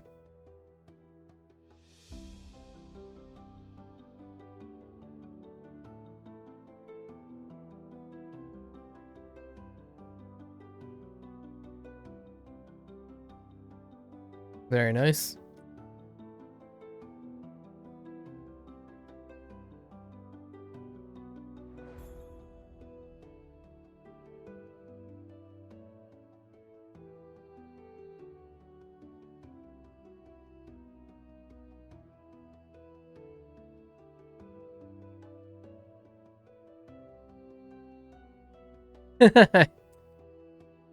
And decide not to go clockwise.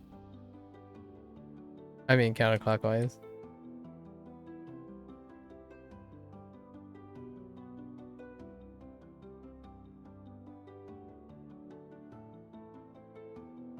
Ooh.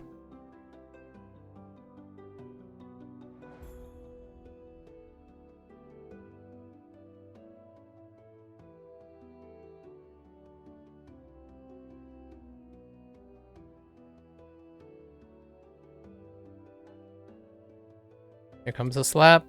Stay away from the slap.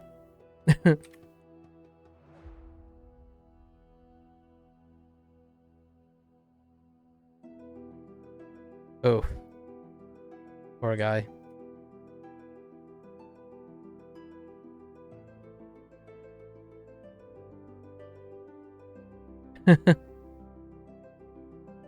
Got slapped. Pizza got slapped. Okay.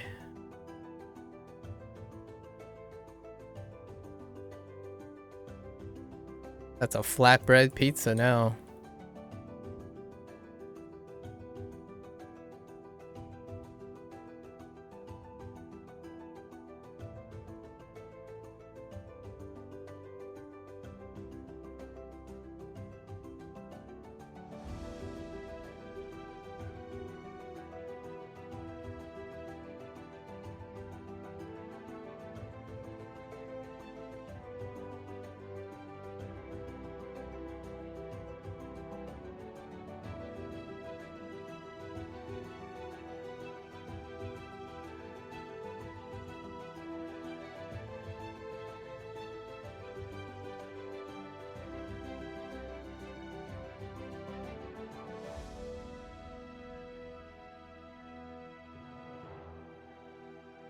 Holy, my man. Oh, yeah. They can just release and get rid of the summoning sickness. I mean, the rest sickness. And summoning sickness. MTG, anyone?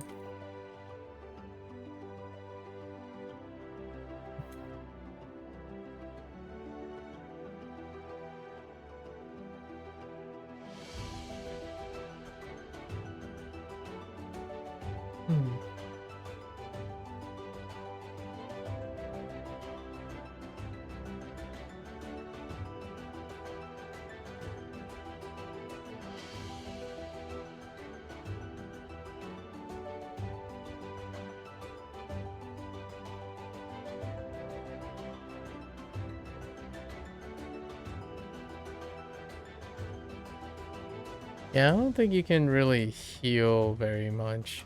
Your party members either die in one shot or like instantaneously, or you just shield them a little bit. Oh, no drops.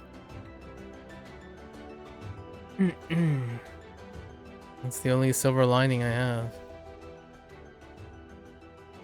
Otherwise, they just immediately heal themselves. Odds. This one hurts. No, not particularly. If you get hit by the golden donut,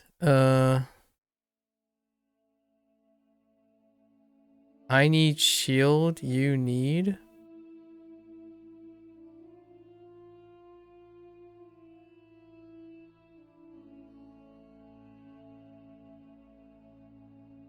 I need shield, you need. What?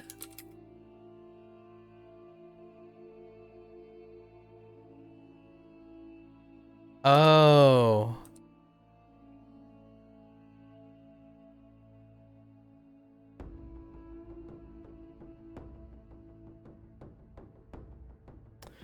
They're asking if the shield drops.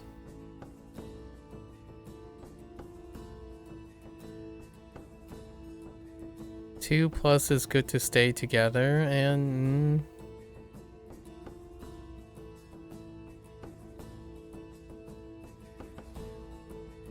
they're asking that Tech is asking to negotiate the drop. Well, I don't have either, so they need the shield. Can I take shield? If will be, you can take sword. I disagree with that, but alright. We'll see. That's exactly what I mean. I really dislike archaic loot rolls. Because if I were being optimistic, I get lowballed in this exchange.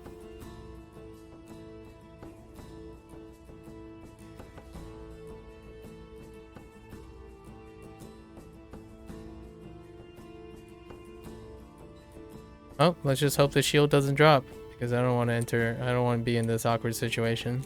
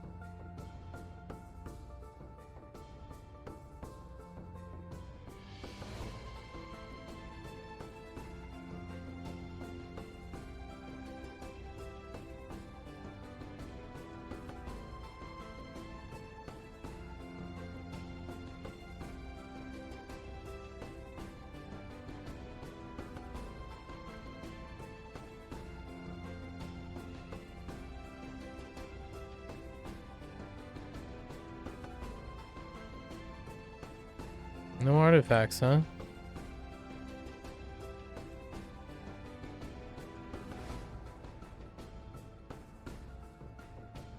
Oh, there's the artifacts.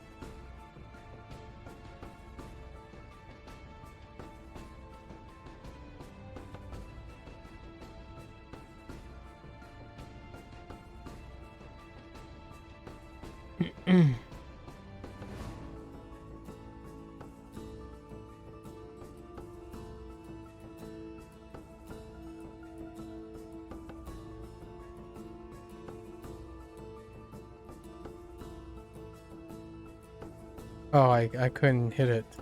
I guess I'll wait. Artifact didn't go off. Interesting.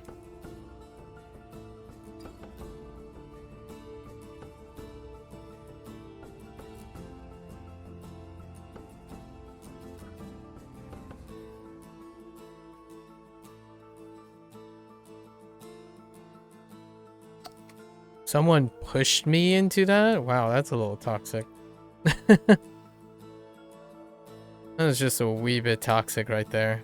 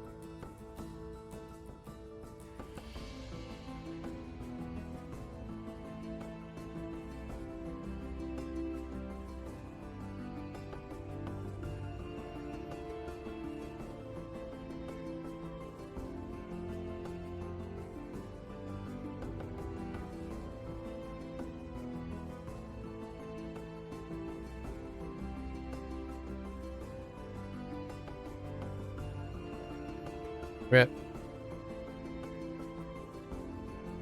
Yeah, it was the guy that was nervous. That's it, that this boss hurts. Poor guy, got blasted.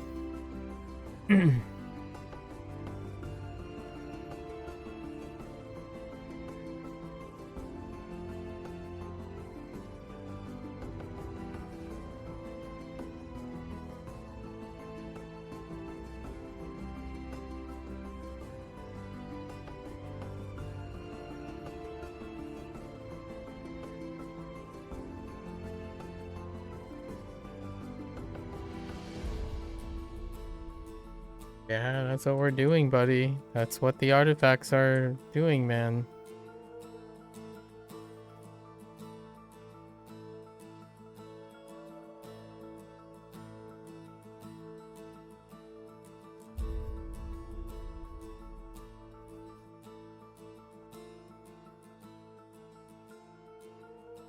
See 5 artifacts. Don't know what you're talking about.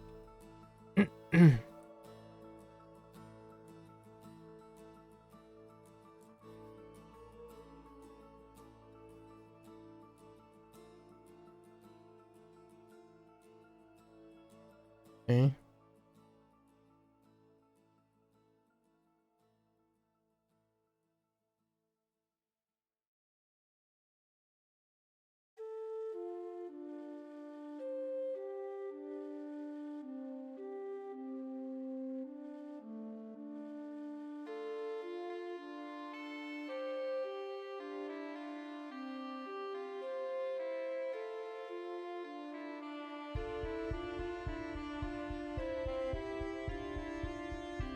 Positive. We're gonna get pushed.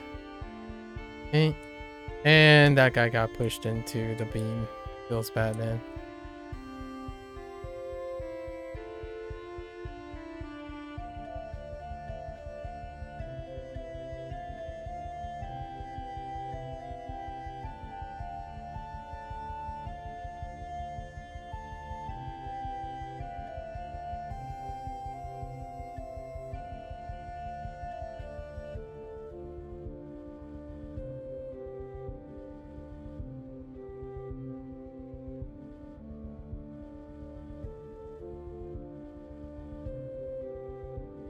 Why did I?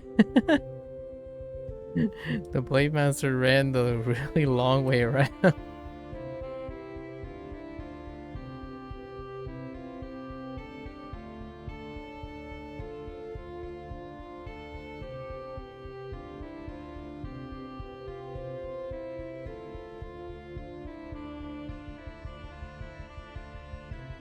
Jump? Oh, yeah, the floor is lava. Yeah. Hot feet. Jump, jump, jump. We artifact? I mean, they don't really have to jump, but that's understandable.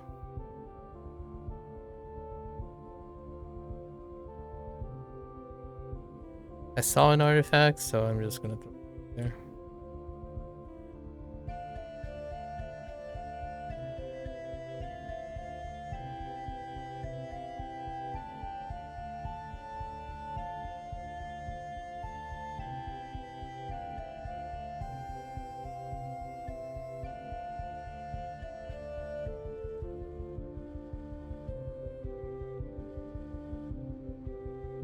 Donutsu? No donutsu.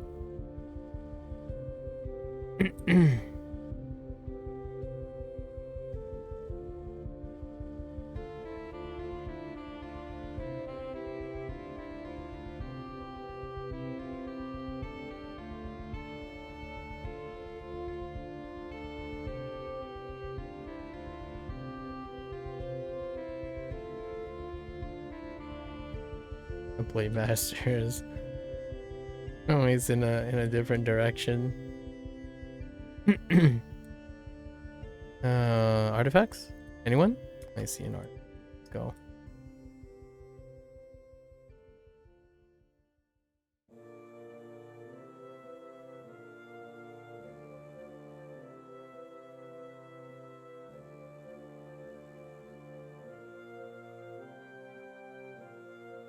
It's a sickle.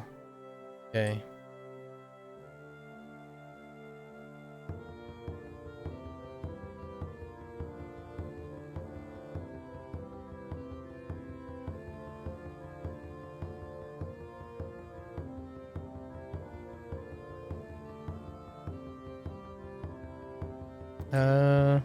I can buy a key, right? Yeah, I can buy a key, right?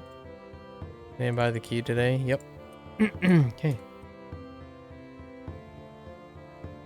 All right.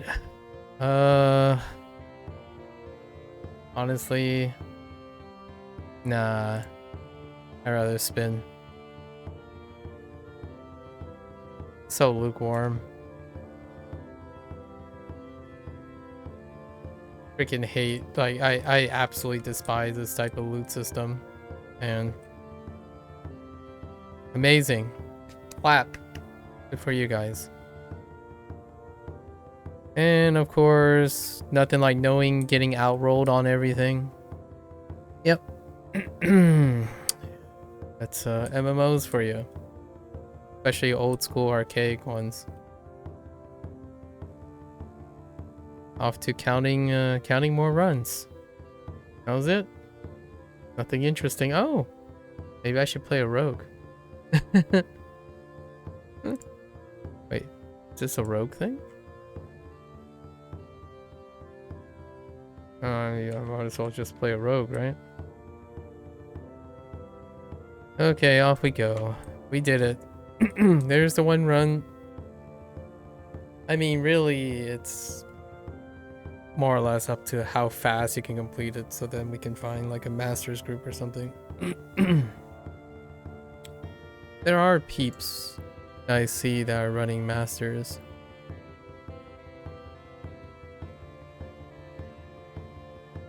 Okay.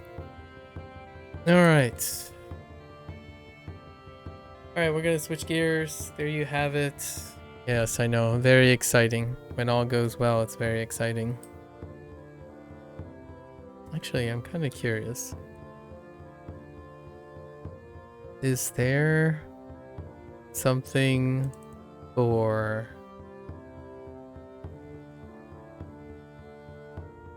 I doubt it.